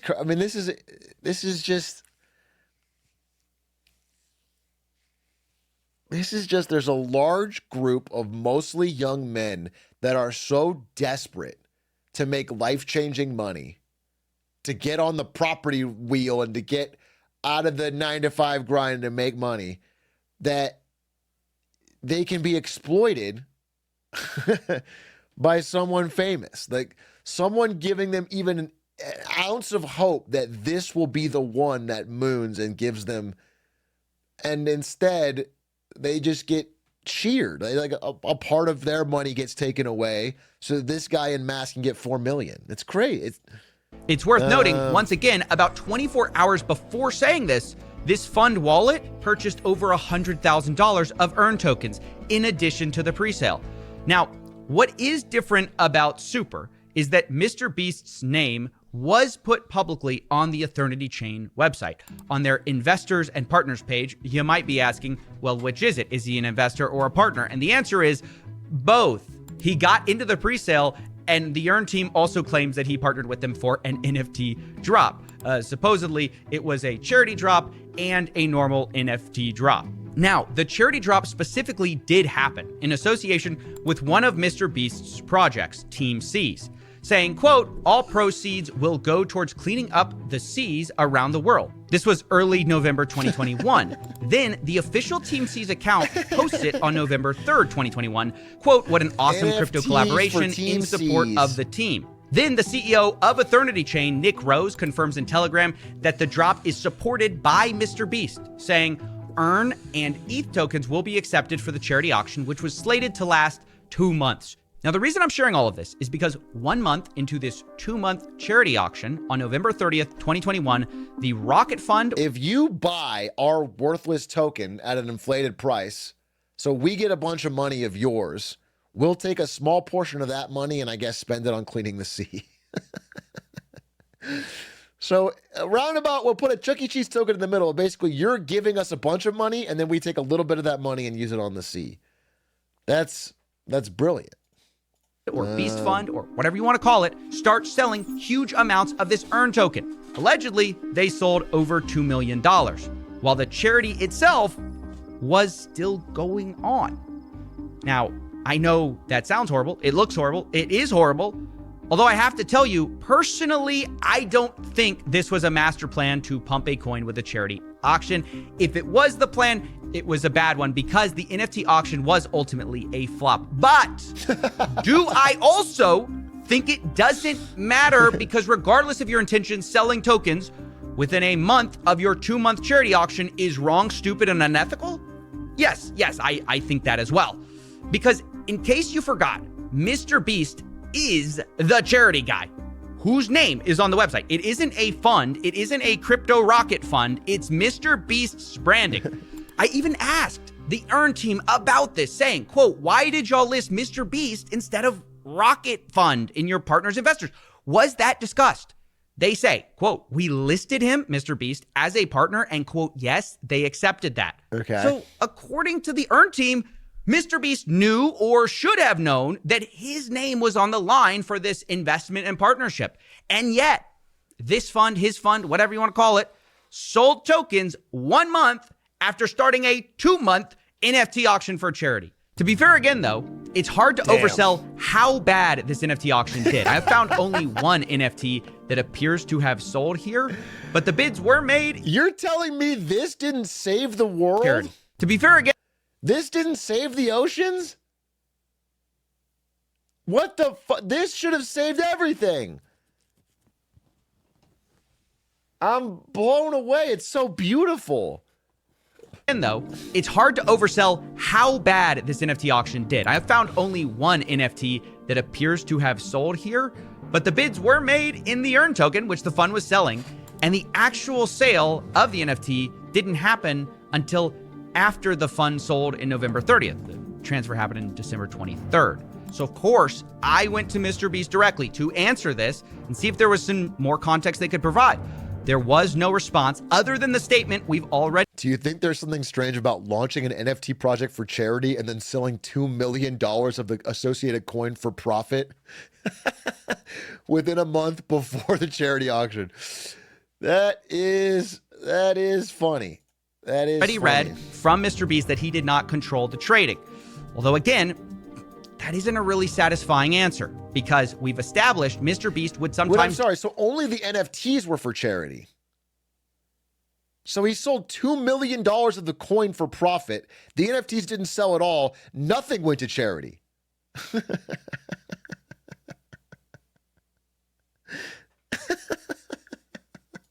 We've already read from MrBeast that he did not control the trading. Although again, that isn't a really satisfying answer because we've established MrBeast would sometimes direct what to buy and sell to this fund, like CryptoPunks. Personally, like I said, I don't think this was a pre-planned scheme. But regardless of intentions, if you're the charity guy, you support a charity, it flops while your fund makes millions of dollars in profits because it's selling the same earn token people could bid on the charity with, that just is awful. And you should feel awful about it. Look, now I want to move on from that to talking about our... Ain't feeling awful with $2 million extra in your bank account, I guess. Final token, XCAD. This is a token you may remember from our investigation into MrBeast's business partner, KSI. But unlike KSI, MrBeast was not promoting it a lot on Twitter. In fact, the only reason we know MrBeast was in the presale is that there were several articles about it bragging about that fact. Once again, MrBeast's name was used to promote this instead of the fund itself. And internally to investors, I have to say, this built up a lot of excitement, not just because MrBeast is a huge name, but because XCAD had what's called creator tokens. So the idea to some investors is that, well, if they're investing MrBeast and KSI, what if they were ever to launch creator tokens? That would be massive. And I bring this up because some people might ask, like, what do these affiliations, how do they impact people buying these projects? And the answer from what I've seen is they actually do impact it quite a lot because people are anticipating like further involvement. And also the idea is like they must not be investing unless they're long-term holders. You can see this in the Telegram chat. It became so common that in the XCAD community, one of the admins says, "Here we go again," another community member asking if there's any possibility of a MrBeast KSI token. And meanwhile, by the way, as that's happening, as the investors are hoping for these creator tokens and that they're imminent, behind the scenes, something entirely different had been happening. Like with Super and Earn, MrBeast's fund sold a lot of their XCAD early in 2021 rather than holding their tokens. And this was surprising to even the founder of XCAD himself, Oliver Bell, who said they told him they were going to do the opposite. He tells me, quote, "Hey, so MrBeast reached out to me during our pre-sale raise. A group was set up with his team and we had a call with his team and they said they liked the concept. There was no strings attached to the investment. They did, however, want a lot bigger ticket than what I offered them, which I'm glad I did not fulfill. We discussed not just flipping this token, as this can damage projects if people have decent sized tickets. It was my understanding we were aligned on this. However, after listing to which XCAD performed well, there was heavy dumping from a wallet." But it's the thing is, you know, you don't want them to dump so that you can dump later for a bigger price. But the goal of everyone involved, every person, even the fans getting on it, their all goal is to dump it eventually. No, not a single person actually believes it's a real project that's going to do something. Every single person wants everybody else not to dump so that they can dump at the highest price. It's so stupid. It's just fucking a pit of snakes, dude. Crypto all this stuff is a fucking pit of snakes. Everyone involved is trying to scam each other. Link to MrBeast. And what is the word? Like psychologically manipulate each other and gaslight each other. But there's nothing there. Team. I got in contact with them immediately and asked them why they were selling like this. Now, Oliver later claims this discussion about flipping tokens and them being aligned about the fact they're not going to flip these tokens so quickly was with Jason. And apparently, Oliver was so upset about what happened, he DM'd Jimmy directly, quote, explaining his team will ruin his... I'm just confused as to why they're putting money in. I don't know who's money. It's, you know, imagine a fucking shit token. Make up a name. Fucking... Cumcoin or whatever. All people knew about crypto in 2021, the average person, they just knew that some people got rich. They just know that like if they could find the right token that blew up and they got in early, they could get rich. Okay? So people know that. They don't know shit about, they don't care about the fucking mechanics behind it. They don't care. They don't really care they can do anything. That's like the fucking face you put on to try and sell it. But they know that some people get rich if they get in early, okay? So MrBeast, knowing this, puts his money into some fucking project and puts his name on it. And he gets a bunch of early tokens. And then it shoots up because people are like, wait, this is the MrBeast one? This one's going to be big. I got to get in early. And they buy. And it jacks the price up. As it's rising, MrBeast is dumping. He's getting rid of all of it. He's getting rid of it. Then these people are all left holding the bag of a fucking worthless coin that nobody cares about in 6 months, 2 months, 1 month, 2 weeks. His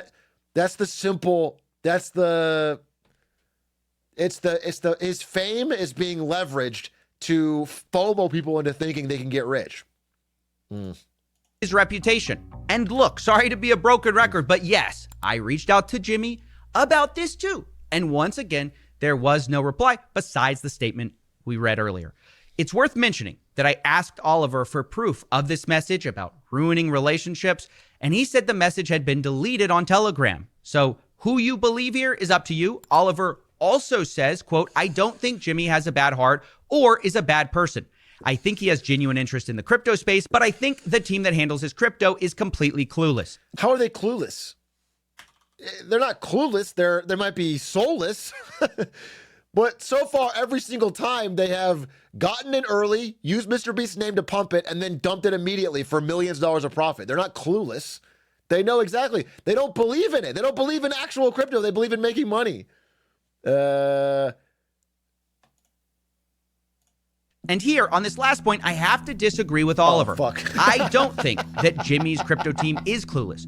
I think they saw an opportunity to make millions of dollars with MrBeast's valuable brand, and they took it, and they did make millions of dollars. And along the way, they did some things that were shady. Yeah. Whether or not you think they were also illegal is probably going to be shaped by our unanswered questions and where you fill in those gaps. Right. For example, do you think MrBeast knew about the selling that was going on May 12th for the super token? Why did he make that tweet? And then, do you think MrBeast knew about the charity auction and the selling that was happening on November 30th? And do you think Oliver Bell DM'd MrBeast and told him his crypto team would ruin his reputation? And if so, was that ignored? I hate to leave so many unanswered questions here, but I warned you, this was a complicated story. And a big part of the problem is the guy at the center of this story cannot or will not give more than a heavily lawyered statement through a spokesman who's a crisis management consultant. And let me just say, it's also frustrating that this statement takes zero accountability. Despite the fact MrBeast's team knew every major allegation that we're laying out here today, there is no mention of selling while MrBeast was tweeting about Super Token. There's no mention of them selling tokens a month after they partnered with a 2-month charity auction. And because of that, this statement feels very hollow. I think to MrBeast and probably to his fund, maybe this is just business, you know? They set out to make a lot of money, and they made a lot of money. What's the problem, right? This is America. They might think this is the biggest MrBeast nothing burger since MrBeast Burger. But look, honestly, see, MrBeast Burger, you're providing someone something. You give them a burger in exchange for money. There's a transaction there. This is just pump and dumping based off your fame to extract millions from desperate people. Whether a product is good or bad is not for me to decide. Like, I don't think it, I mean, I do think it's super cool to wear head to toe Maverick merch. I obviously have a ton of it. I don't wear it on stream, but I wear it in the real life all the time. I think it's cool to have a Maverick hat and a Maverick joggers and a Maverick. I think that's badass. But if you thought those were uncool, you know, it's buyer's choice. If you want that, you spend money on it, you get it. All right, that's the fucking deal. Some people, crazy enough, don't think an Enron hat is cool. But it's a trade. That's a fair trade.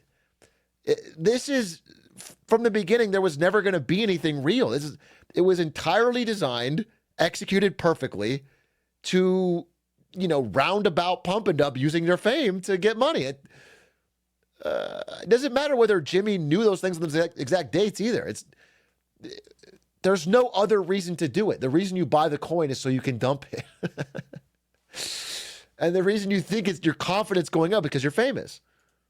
Agree with them if they had done this crypto stuff without using MrBeast's name. But they want to have their cake and eat it too. This fund trades on MrBeast's name. As we've seen, they get in pre-sales based on his name.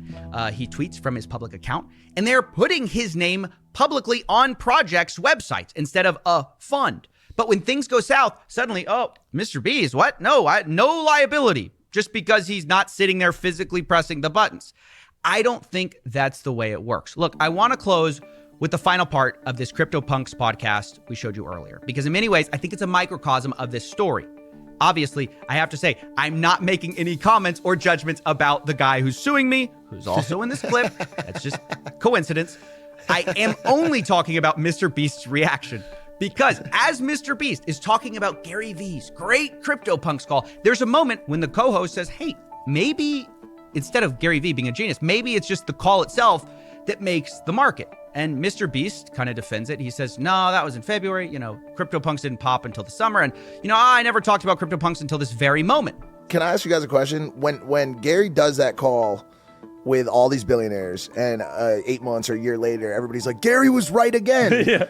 Is it possible that he's right because of the call? Do you know what I'm saying? I think about that a like, lot. dude, he has all these I think about billionaire that a market lot. makers in the thing. think about He that a makes lot. the call, makes the market. By the way, you look around at all the punk owners a year later, and you're like, damn, it's all the same motherfuckers that were on the call. No, because bro, there's 10,000 punks, and there's only like 30 of us in the call. We can only own and do so much. There's still an entire market that's gonna happen regardless. I can tell you, I don't think what, because that was all back like early February. Like things didn't pop off till later, and every like NFT project was popping off, not just punks. I mean, make no mistake. Like having such influential people involved in projects, it can't hurt the ability for the project to but like, work. You know what I'm saying? 95% of those people didn't even mention it. You know what I mean? Like, I've never talked about it publicly.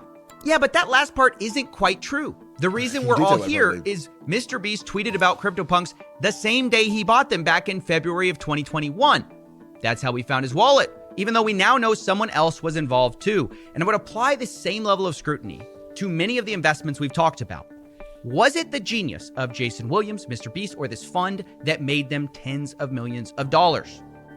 Maybe. Or was it the fact that the name they brought to the table was MrBeast, one of the most influential and valuable brands in the world? And that's what got them the great deals.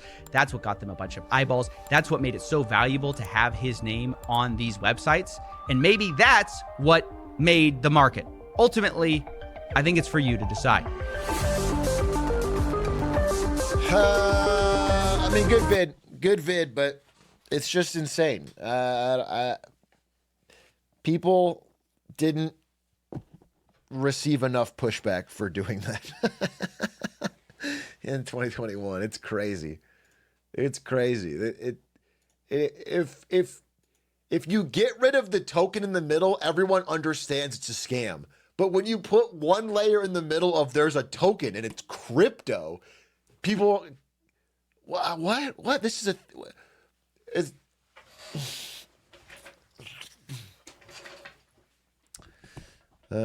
anyway, crypto's mooning again, so it's all coming back. 2021 2.0 in the summer of 25, baby.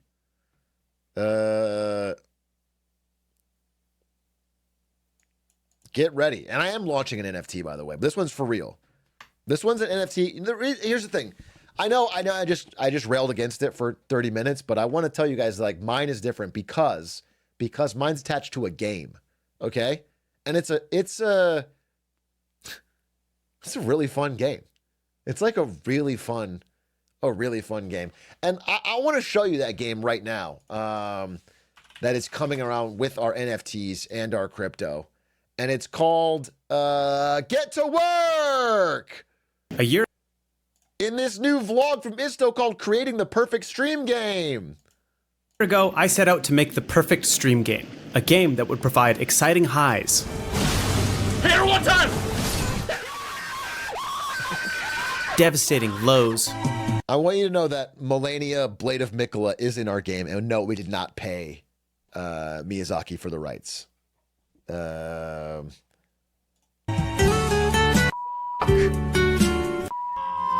of course, it would still be incredibly fun to play.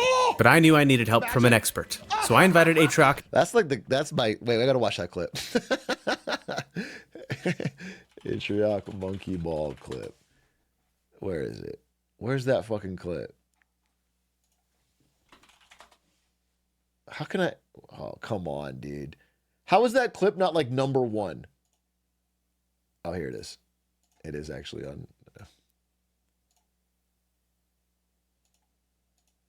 Bear in mind, this is the first time I hit this level. We were in a race. This is my first time seeing this level. The game had just come out that day. We were all racing it. What? Where's the goal?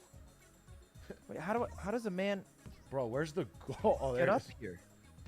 Imagine. I'm the fucking greatest Pokemon player. Is this level?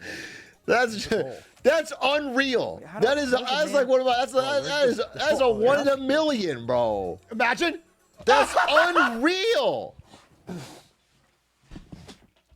And then they got mad and said I was H-boxing it. If they had seen that clip, bro's jumping like Elon. Elon bit my whole shit, bro.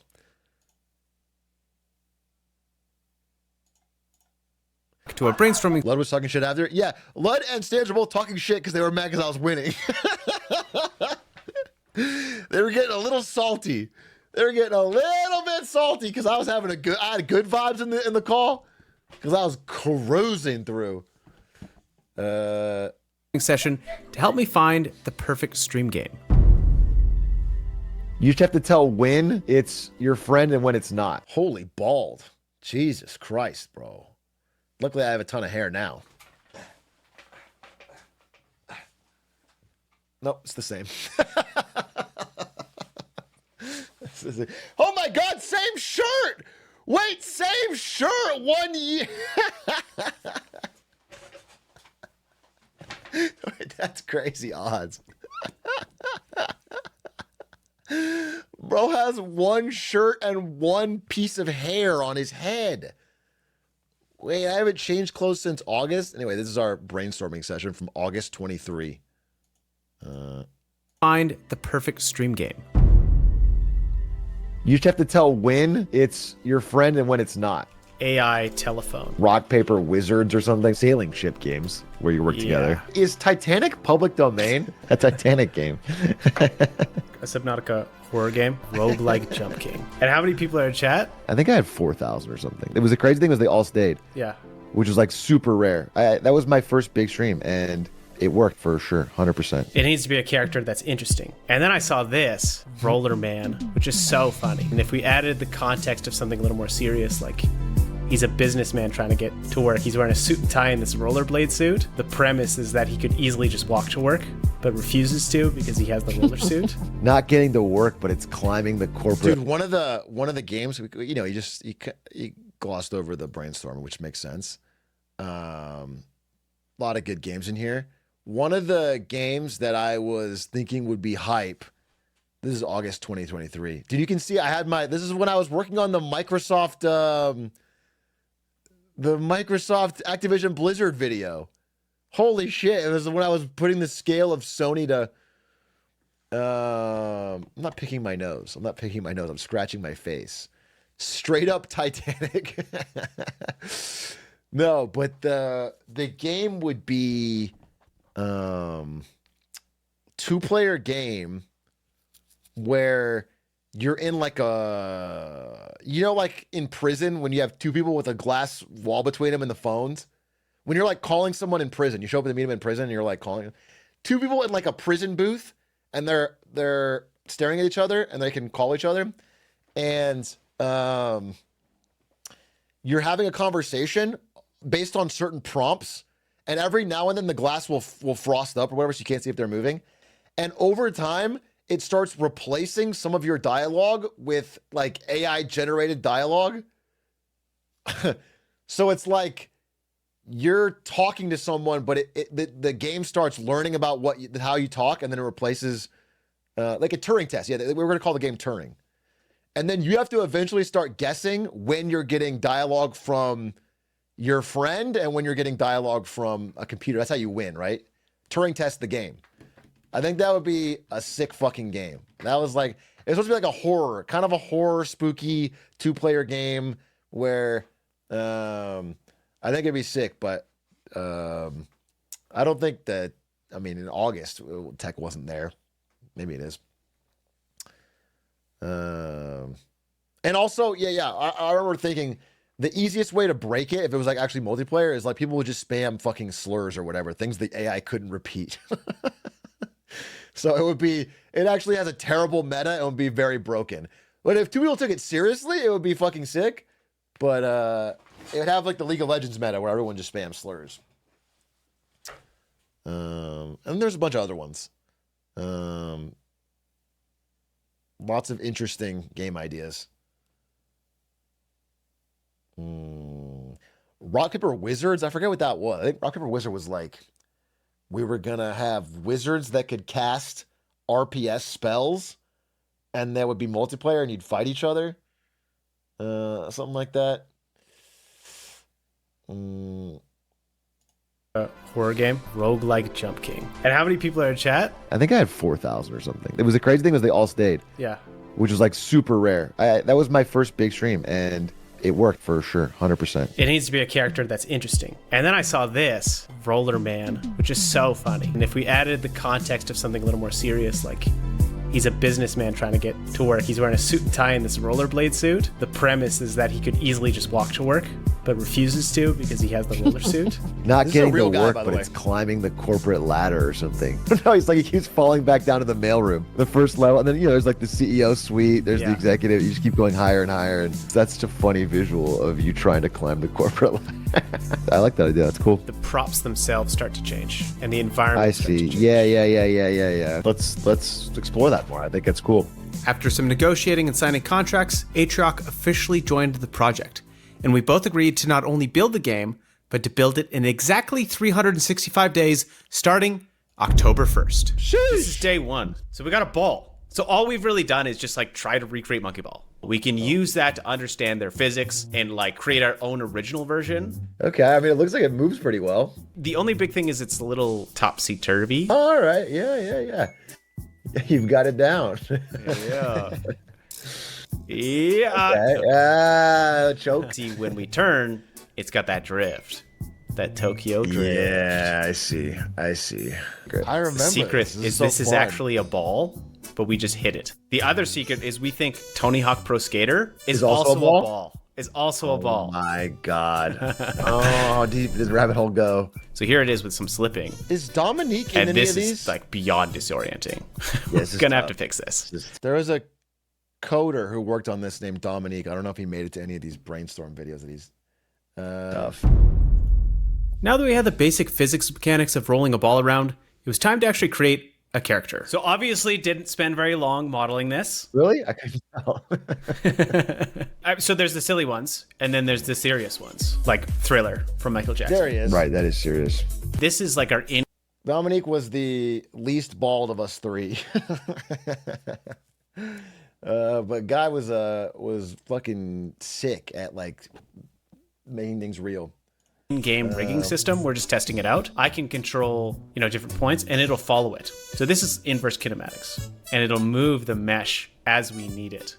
And obviously, he's not standing. He's going to be laying down. Perfect. And now, our character in-game. Holy moly. This is him. Oh, this is the guy with the ass. Yeah, our first version of the character had just an insane fucking ass. It was and the camera was like zoomed in on it. And then we were like, oh, the physics doesn't feel right. Let's shrink the entire world by 50%.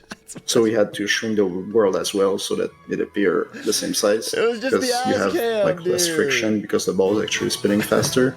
You're throwing that thing around. So for those that are curious, when I said the character is actually just a giant ball, this is what the game engine actually sees behind the scenes. Those little legs poking out the back of the ball don't actually affect the physics of the character or how it moves at all. It's just this big old ball with one giant contact It's so point funny to imagine Tony ripping Hawk like around. this. You would be surprised at how many games do sneaky things like this to make their games work. Because we've added IK. What's IK?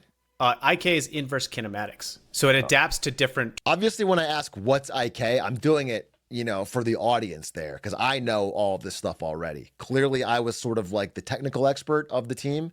And what I would do is I would bring in a lot of like coding knowledge. But also I was also helping ask these questions for a larger audience. IK stands for I fucking know. Terrain pieces, but sometimes it can look janky. I mean, your body wouldn't really look like this. Well, I don't have that ass. I'm also lying there because I do have that ass. We have abilities now. We have a break. Like, the thing about Monkey Ball is you can never break. That it's like the whole challenge of every level is that you can never break. But the ability to climb walls is that's so different. There's a lot of stuff you could do with that. The hands. So we added a second ability. We added a hold ability. You can grab on. Spider-Man style. It's strong, but it's cool because it's very different. Wow, he's strong. Maybe he needs a little bit of work, but we added the grab, we added the break, and we added ragdoll. Hell This is one of the coolest parts of the game, by the way, is like it is Monkey Ball, but it has the ability to grab, so it creates a lot of puzzles and like unique things that Monkey Ball didn't have. That's what I think. It's so we really ran with it. It's cool. Yeah. Oh, This is the power of inverse kinematics. Because we can move our arms to different points, you can also break everything and they can flop around, and then you can. Can I pay to skip the puzzles? In fact, you are required to. That's the whole point of the game. The game puts you in puzzles that are unsolvable and then asks you to take out your credit card to swipe it. And then once you swipe it, you move on to the next one. It's actually really fun. It's actually and you get a little crypto token with it too. Bring it back to its regular position. Yeah, that's perfect. That's good for a rage game. Wow, that is funny. Are there loot boxes? No, there's boot loxes. It's like locks, bagels and locks, and you get them with every pair of boots that you wear. It's incredible. It just makes the fall. Is that microtransactions? It's a really way more satisfying. He's just hitting the ground and collapsing. Yeah, all we're doing is we're just saying there's no constraints on the joints anymore. Just, Jesus, take the wheel. So we added a cannon to test out the ragdoll physics. You want to kind of try to ragdoll yourself, over a gap. This is just a really, really fast-moving object, just to test out the ragdoll physics. Interesting. So just, bloop. I just imagine like trying to go down a hallway and with obstacles, and then it slaps you back that hard, and you get knocked all the way back down a hallway, and that's great. Is there a boost option right there on a real environment? People would laugh out loud. You just. So we also added when you grab, we can activate ragdoll. Oh, the hips don't lie. Those hips don't lie. So now it actually feels like he's grabbing. That looks so much better. Man, the grab is cool. Yeah. The grab is cool. You're gonna be dangling off a cliff, not wanting to fall, kid. Oh, true. That's a good idea. Crying and screaming. And is it glitchy? Okay. Can you tell? Yeah, he's definitely face merging, but I think we've started to deviate from Monkey Ball quite a bit. Even just in the first. That's what I'm thinking. Is like Monkey Ball never had anything like this. Just to be honest, so Dom worked the whole project, like pretty much start to finish, and then right at the end, he's like, I wanna go learn how to repair motorcycles. Is that what it was? He wants to go learn how to repair motorcycles, and then oh yeah, giant windmill. He wants to motorcycle around and repair giant windmills. But even though we got the physics, like this already makes the game fundamentally different because the levels have to be different. That's just it's so interesting. Did you say Saddam worked on the project? Saddam Hussein briefly worked on the project. I wouldn't associate the negative aspects of Saddam Hussein with this project. He was involved, to be sure, at a high level.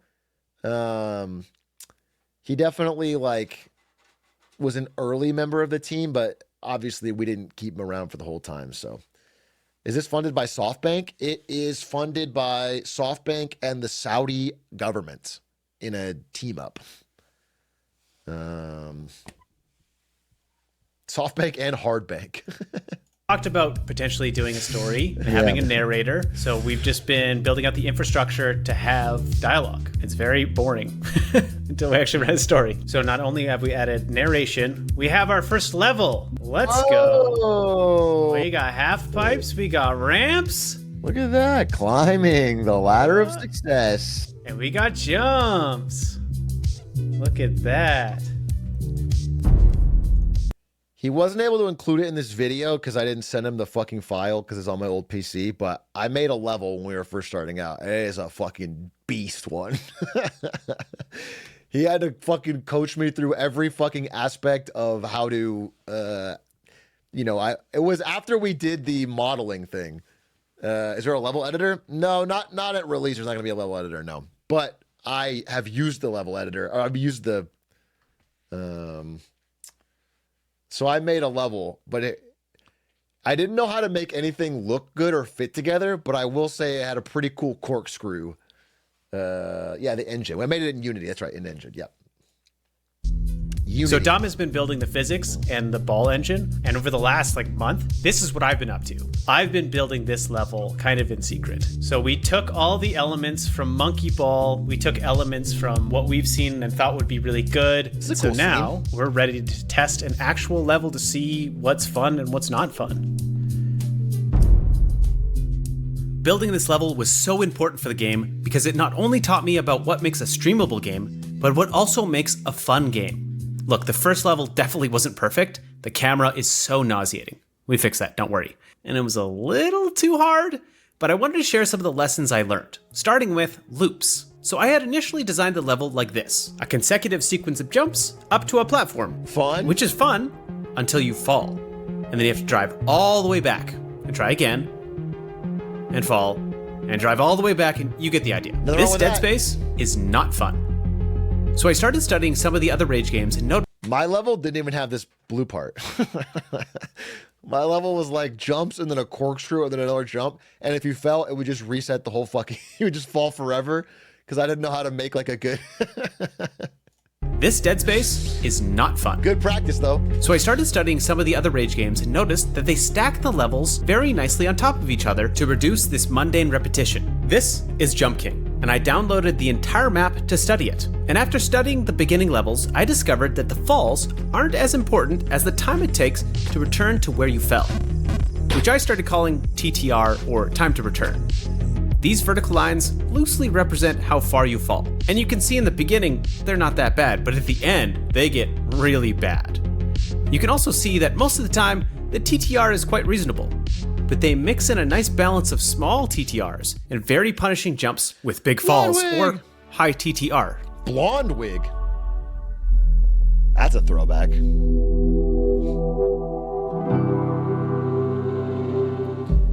Most importantly, I hope it has RTX ray tracing. Let me tell you, if you try to play our game Get to Work and you don't have a 5090, your computer will literally explode like a bomb. And I want to promise you that. It'll explode like a bomb. We have ray tracing that hasn't even been invented yet. It is the most graphically intense game that has ever been created. It feels like you're seeing the face of God.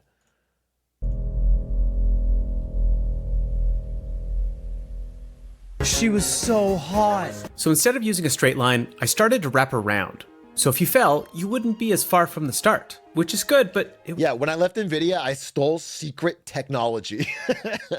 I smuggled it out on a flash drive, okay? And then I gave it to Isto to put into this game to make a level of graphics never before seen. It was still off. Let's say you fall. The recovery loop looks like this. And if you were to fall from here, the recovery loop would look like this, which is basically the same, which means if you fall anywhere, it's repetitive, it's boring. But if you add some recovery, you can start to see that smaller recovery loops get added into the mix, as well as some bigger loops. And I didn't do that great of a job with it, but as I continued to design levels, adding that mixture of both big and small loops ended up playing a huge role in what makes a level fun. The second lesson I learned was that everyone liked going fast. All of the mechanics that rewarded you for moving around felt best. Dude, I remember Punch. We had Punch playtest it, and he was just like, it needs more movement. Anytime Punch fell, he would say, I'm good at Tony Hawk. I shouldn't have fallen there. This game sucks.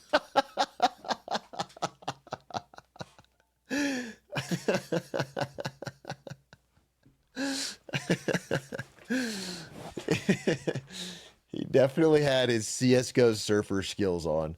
But he was good. I mean, he was a good tester. It helped out with some of the... Balance beams were very hard, but really fun. Woo! I liked them a lot. Not only could you see below you, so you knew that there was a big punishment, but they also rewarded you for going fast. You couldn't do them without going. What's up? Did you order a Domino's pizza? No. Oh, you think? All right.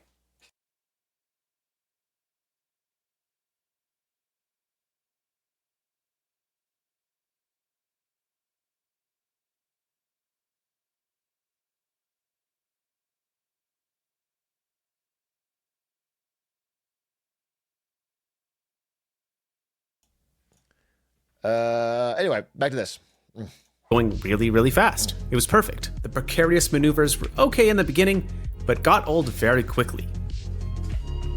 And lastly, the big jumps were exciting.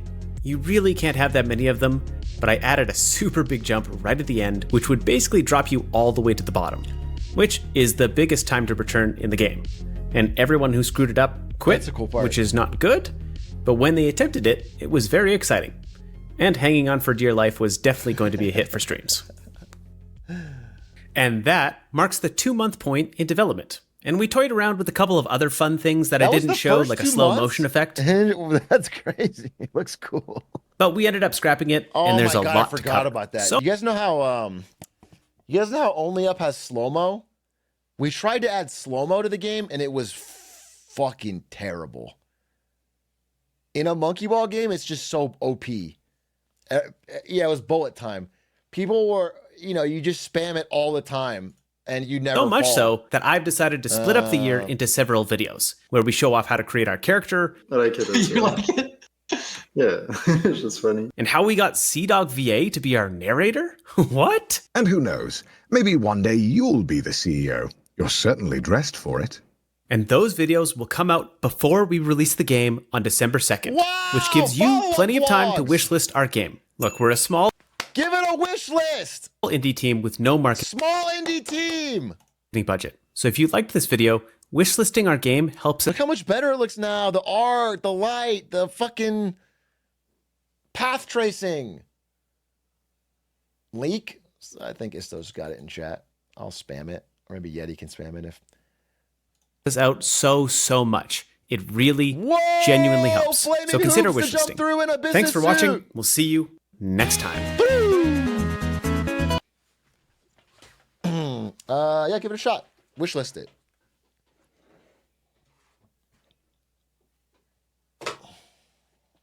The ass looks even better now. Wishlist it, and the he wears assless chaps. Isto, can you code that in quickly? I have to overpromise,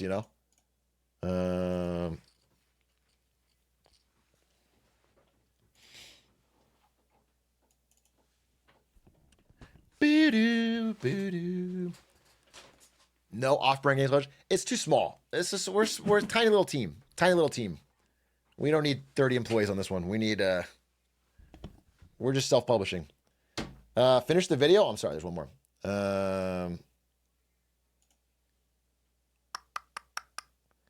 Let's see. Where'd the video go? Oh, here it is. But honestly, Wishlisting our game helps us out so much. It really genuinely helps. So consider wishlisting. Thanks for watching. We'll see you next time.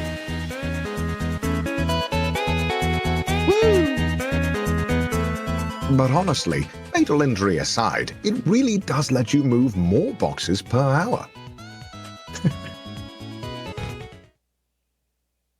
just CDog in the recording. Yeah, much love to CDog. He was very, very funny and helpful on the game.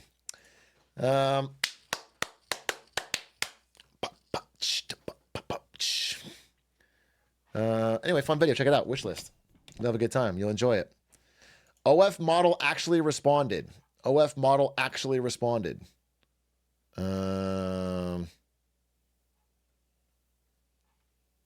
Yeah, she didn't say anything. She said she's been dying of laughter the past hour. This is insane as a day one fan. I think she's an actual fan. It would just be, this is like the most insane long con to study every fucking meme of the community.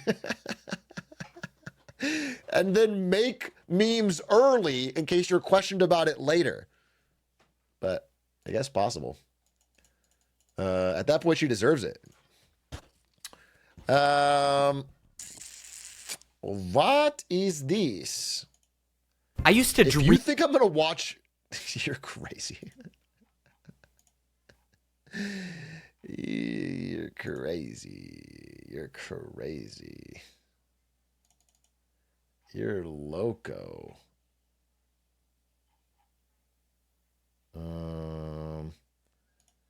You're loony. Baseball doesn't exist as a video? Perhaps. Perhaps. Oh, there's a new Almost Friday? No. A brand new Almost Friday 8 hours ago? I gotta watch it. That was so fun. You know what? You actually remind me so much of Damien. Hey, I will take that as a compliment. It's called Escaping the Friend Zone. What is your Venmo? Your money's no good with me. Are you serious? For Mean Girls' 20th anniversary, that's... Bro, he is so incredibly good at playing an awkward loser character. Like, he's done it in like a bunch of sketches now. He's got a supernatural ability, and it really does make my skin crawl sometimes. The one where he played, just a quick interruption, because this is like the one where he Almost Friday roommate short. This is the one, weirdest roommate ever. This one, I think. Okay, let's just get some ground rules down. I don't touch your hard-boiled eggs, you don't touch my hard-boiled eggs. Do you have any idea what this is? No. Okay, this is a Noku charm. I can use it to summon wolves at any time. You haven't swung a sword in your entire life. What are you talking about? The wolves' names are Dogoth, Mirix, Theldor, and my girlfriend Persephone. Of course, I, Rogan, leader of the pack. Do I look like the stupidest son of a bitch alive? What? There were 10 hard-boiled eggs, and now there's only 9 hard-boiled eggs. Do you have... Dude, that's the part that gets me the most, because I had a roommate back in my league playing years named Doug, who was also a league playing grinder, and he sounded just like we had some serious fights.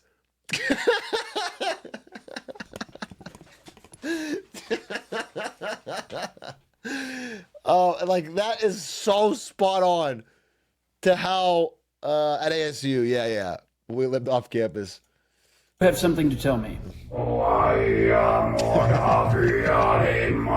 When there is a full moon, tie me to this chair and don't listen to anything I say. From birth to 11, I didn't even know there was an outside till the guy that owned the house we were renting showed up and found me, and then he called the cops and... How have you not seen Attack on Titan? And that's how chat sounds, by the way. How have you not seen Attack on... This is how chat sounds to me. Titan.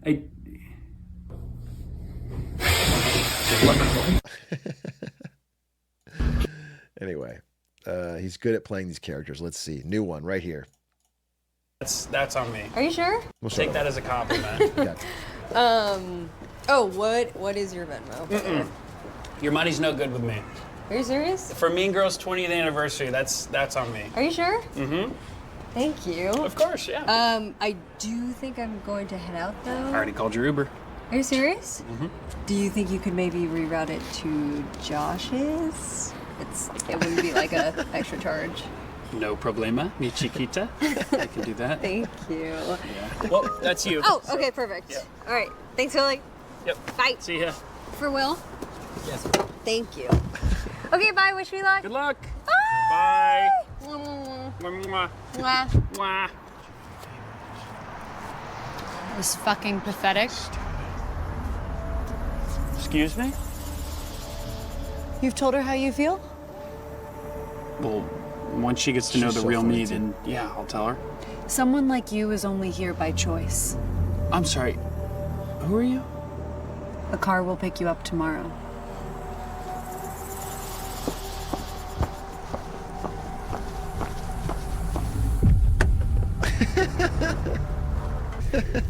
Lauren! What am I doing here?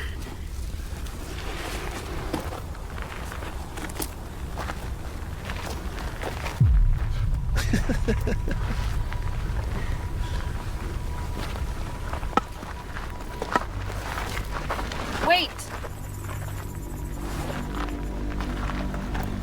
What do you seek? Lauren. In order to find love with others, you must first find love within. Are you ready to begin?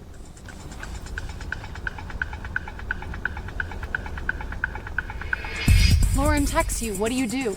I wait 20 to 45 minutes to respond. I'm not a blue-pilled cuck. Wrong! You cannot fear her perception of you. It's fear that holds you back, yet delusion that keeps you close. What are you if simultaneously held back, but kept close? Edging. No. Next up? Yeah, just enjoy the fire. Lauren knocks on your door. She's crying. She got dumped. She hugs you like this. What's your first thought? Does someone have a bowl? Because big dogs gotta eat. If you care about her, your first thought shouldn't be about yourself. You know, I wasn't always here in the desert. I too had a friend that I was hopeful about. He worked at Yankee Candle and he had a whopping hog. Sorry, I missed her dialogue. That was funny. That's like Stan's booting up to League of Legends, bro. If you care about her, your first thought shouldn't be about yourself. You know, I wasn't always here in the desert. I too had a friend that I was hopeful about. He worked at Yankee Candle and he had a whopping hog. He said that we should get matching tattoos of our names. Yeah, me and Lauren are built different, so. Fish in the ocean doesn't know it's wet. Is that, you tell all the other guys that? Is that your big line? It's something I say and I'm not gonna break it down. Lauren cancels on you once. Random occurrence. Twice. A coincidence. 3 times. She's probably just really busy right now. Wrong! Oh! She's watching a long movie. Oh! Her phone's been off for a while. Oh! She's writing a It's a pattern.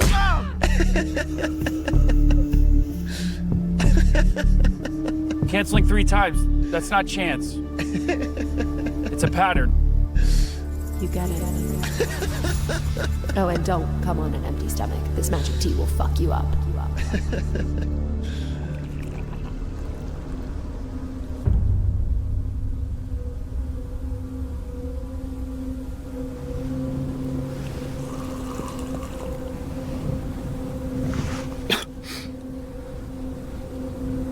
You're ready.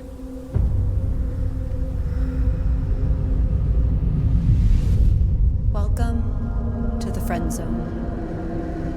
There's nothing here. It's a literal place. That's because the friend zone isn't real. By your own admission, you don't text Lauren like a friend. You don't listen to Lauren like a friend. You certainly don't care for Lauren like a friend. You can't be yourself around her. And you can't be friends with someone who does not know you. Oh my god, babe. Look at this dick pic Josh has sent me. It's fucking huge. Wow. That's a good one. So, I should tell her how I feel. You know the feelings aren't mutual. You let the fear of rejection control your life. If you never get rejected, then you never have to find someone who actually likes you. And that's fine. Because you fear being rejected more than you fear being alone. This photo is like a I wanna fuck you dick pic. You know what I mean? Yeah. Wait, are you playing video games? Is it League of Legends. I wanna play. I wanna play.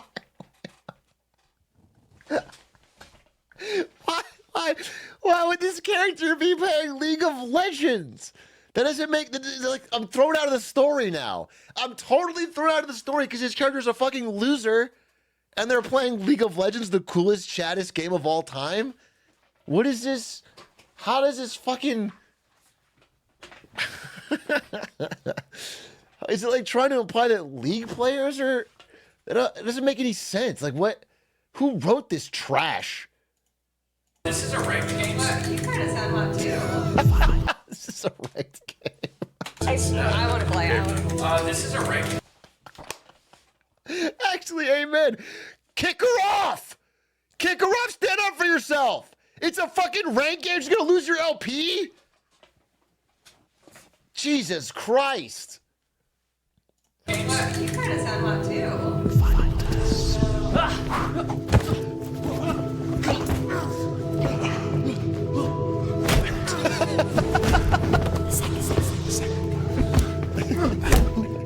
Sack tap. Better to reach for love and fail. Accept the illusion of friendship is the best you can do. Holy shit. Oh, shit. Wait, I'm so sorry. I didn't. You want me to... No. Do you want to sleep over? I could really use just like some cuddles tonight. I know you're studying for the LSAT, but can you help me move, please? I love how we can just like cuddle and it's not sexual. Well, you're my best friend. I feel like I can tell you anything. Well, there is no love without friendship.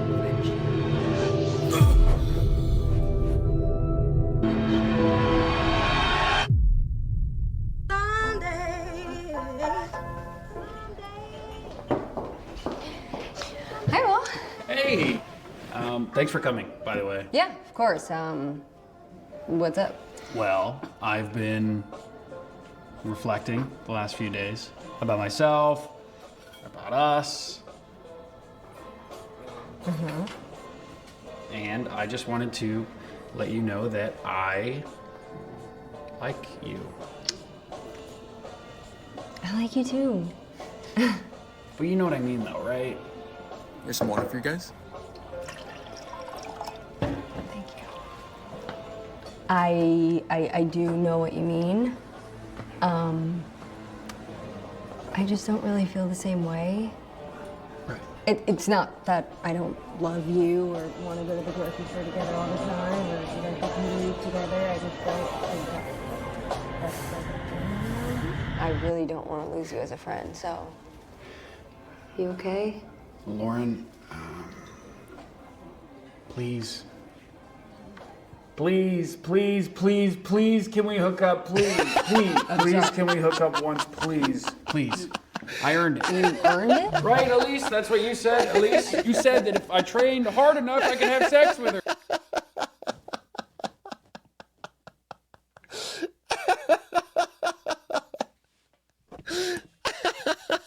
Right? Tell her. Will, what are you doing? I was in the desert training for like a week. I want to have sex now. What? Come on, let me just put the please. No, absolutely not. Why not? No, I'm sorry, we're best friends. We're not best friends. We're not best friends. I never cared about you. I just wanted sex. You were just friends with me so you could fuck me? Yes. Oh, I'm so glad you understand. I'm gonna go. What? Yeah, I'm gonna go. Why not? Okay, bye. Come on. Hey, I'm free now. Hey, I'm free. I'm free.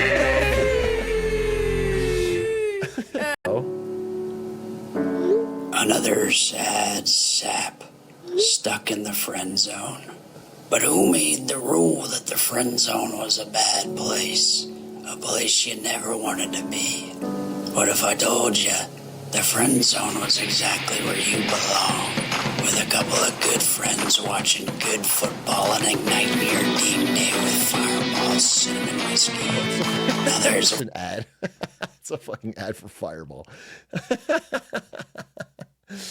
That was funny.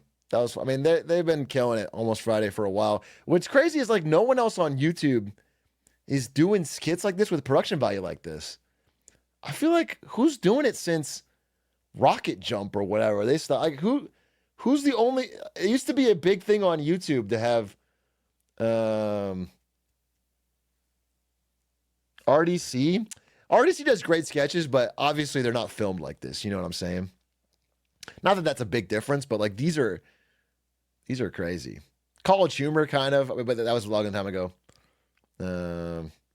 Chris and Jack, I don't know them. Chris and Jack are doing high-end sketches. The perfect wish to outsmart a genie. This sketch is brought to you by Opera Desktop Browser. More on them at the end.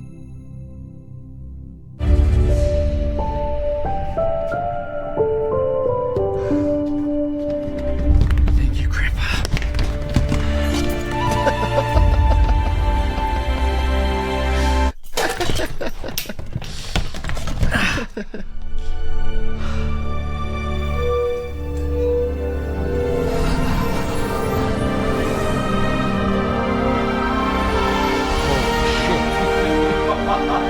have awoken. I shall grant you 3 wishes, but be warned, for any wish may come with a Dumb loophole or catch? Yeah, no, I know. I'm very prepared for that. Thought this through. Okay, check this out. Wish number 1. I, Jeff Brooker of Sound Mind and Body, wish for the ability to run any potential subsequent wishes by you and have you tell me what the secret catch would be before I officially lock it in as my selected wish. A wish audit. How about that? Burns a wish, but make sure my next 2. Haven't really come across this before. Very well. Your wish is granted. All right, let's do this. All right. What would you say if I wished for the ability to fly? Ah, loophole. I'd grant you a commercial license to pilot small single-engine aircraft. Oh, sneaky. Yeah. Okay, what if I wish for like the ability to fly of my own body in like a bird-like self-propelled flight way? Now you're a housefly, 24 hours to live. Okay, what if I wish to fly and for you to know exactly what I mean when I wish to fly? Catch. Technically 2 wishes. First wish, you're a housefly again. Second wish, I would know what you would hope to have wished for. These are tricky. I'm gonna scrap the flight thing. Let me just, I did a whole brainstorm, so let me bang these out. Yeah, okay. What if I wish to win the lottery? Congratulations, your number came up. You've been drafted into the Vietnam War. Okay. That's a big catch. Could have been a small lottery. Could have gotten more specific. Okay, what if I just wish for $1 million? What are you, a tween in a 90s movie? $1 billion. Ah, but you didn't specify USD, so I'd give you $1 billion Jamaican dollars, which at the current exchange rate would be roughly 6.5 million USD. Still pretty good. Still pretty good. You want that? Well, let me pin that. I'm gonna pin that, but All that's right. on the table. Yeah. What if I wish to be able to leap over tall buildings? You can do it, but only once. Because the landing. What if I wish for world peace? It comes about because of the intergalactic war. What if I just wish to exist without want? Very cool. You're that chair now. Yeah, the captain's chair. Okay. It's a nice chair. I'll pin the chair. Okay. What if I wish to be able to see the future? Look around. 2 billion years in the future, a bunch of dust. What if it's simple and I just I wish to be taller? All of your new height comes in the form of one of those Looney Tunes bumps on your head. What if I wish to commune with the dead? No catch to that one. That's just a lot worse than you think it is. Doing you a solid here, that really doesn't play out well. What if I wish to be the greatest singer in the world? Your current vocal talent doesn't change at all, but everyone in the world goes profoundly tone deaf, so you're immediately the de facto greatest singer in the world. It's just no one can appreciate it. Okay. I'm just to test a theory. Here's a real simple one. What if I just wish for like a chocolate bar? Great. Now you have a fully functional pub made entirely of chocolate. Okay. See, why you're taking a simple thing and you're making it way more complicated? Yeah, so? Why wouldn't you just give me a chocolate bar? I would. What if I wish for access to all the world's books? Ah, but your glasses break. I don't wear glasses. Then your eyeballs fall out. Come on. Just come on with that. What if I wish to be happy for the rest of my life? I'd give you a milkshake and a brain aneurysm. These are super easy, Jeff. Well, why does there have to be a catch to everything? Why can't you just be a genie and give me a wish? I'm an all-powerful, godlike being who can control the whims of the universe. I'm not just gonna tilt the scales of the cosmos for a poorly phrased wish. Come on, you can do this. I believe in you. Okay, all right. Let me try okay, here's a classic one. Love it. What if I wish for 1,000,000 wishes? Boom, body swap. You're a genie now. You have 1,000,000 wishes, but you can only grant them for other people. How do you think I got here? You were mortal? Do you want to hear my sob story, or do you want to play your wish game? I want to play the wish game. Okay. What if I wish for all the knowledge in the universe? An infinite scroll with all of it written down, but oops, your eyeballs fell out. We stop with the eyeball thing. The eyeball thing's really freaking me out, and it's a very cheap loophole. Maybe you should wish for stronger eyeballs. Oh, okay. I wish I had magically good eyeballs that aren't fodder for like a genie to make a BS loophole because I can't think of anything better. Very well. I see that I said the words, but that was not a wish. Hey, a wish is a wish, even if you say it sarcastically. That's a wish bit. That was a bit wish. Final wish. Don't waste it. Don't waste it. Oh man. Okay. I'm gonna go back to the money stuff. I feel like I was making progress and I walked away from it. I'm going back to the money stuff. Okay. What if I wish for $10 billion USD, not Jamaican, in gold bars? All at once, right in your hand, crushed. Okay. 10 million USD, not Jamaican, not gold bars. Instead, just transferred directly into a bank account in my name. An account in your name, but not in your social security number. Different Jeff. Sorry. Okay. All right. Here we go. I think I. Here it is. Here it is. What if I wish for $40 billion legally transferred post-taxes into a secured and insured bank account under my name and social security number that I maintain access to at all times and can regularly monitor using my magically good eyeballs while the dollar maintains its relative global value and my new $40 billion does not have any meaningful inflationary effect and we continue to live in a society where capitalism exists, so I get to benefit from a system of currency being exchanged for goods and services, and I did not say doll hairs. What about all of that? It's pretty clean. But there's the no. You said you did the doll hairs thing. Wow. Okay. Yeah. Wait. Okay. No, this is. I think you did it, Jeff. Yeah. I think you did it. That's perfect. Do it. Okay, I wish for that. Oh, my guy. You see what you did, right? Yeah. Okay. Wish granted, you are now the proud owner of the notebook you already owned. I'm realizing after the fact, there wasn't like a time limit. No, you really rushed. That's pretty good.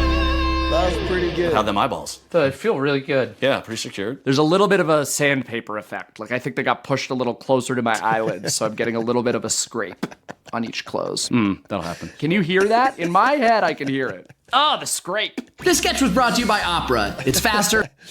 That was great. I mean, these guys are funny. I'm glad I was put onto them. They're quite a hoot and a half. I'm laughing, but I'm also lolling, if that makes any sense. I'm ruffling, but I'm also lamowing. Are you following? Like I'm idge-balling. That's correct, yes. But I'm also like, are you getting it? I'm guffawing.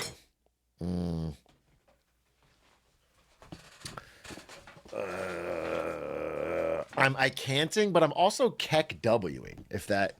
So you're getting a bit of both.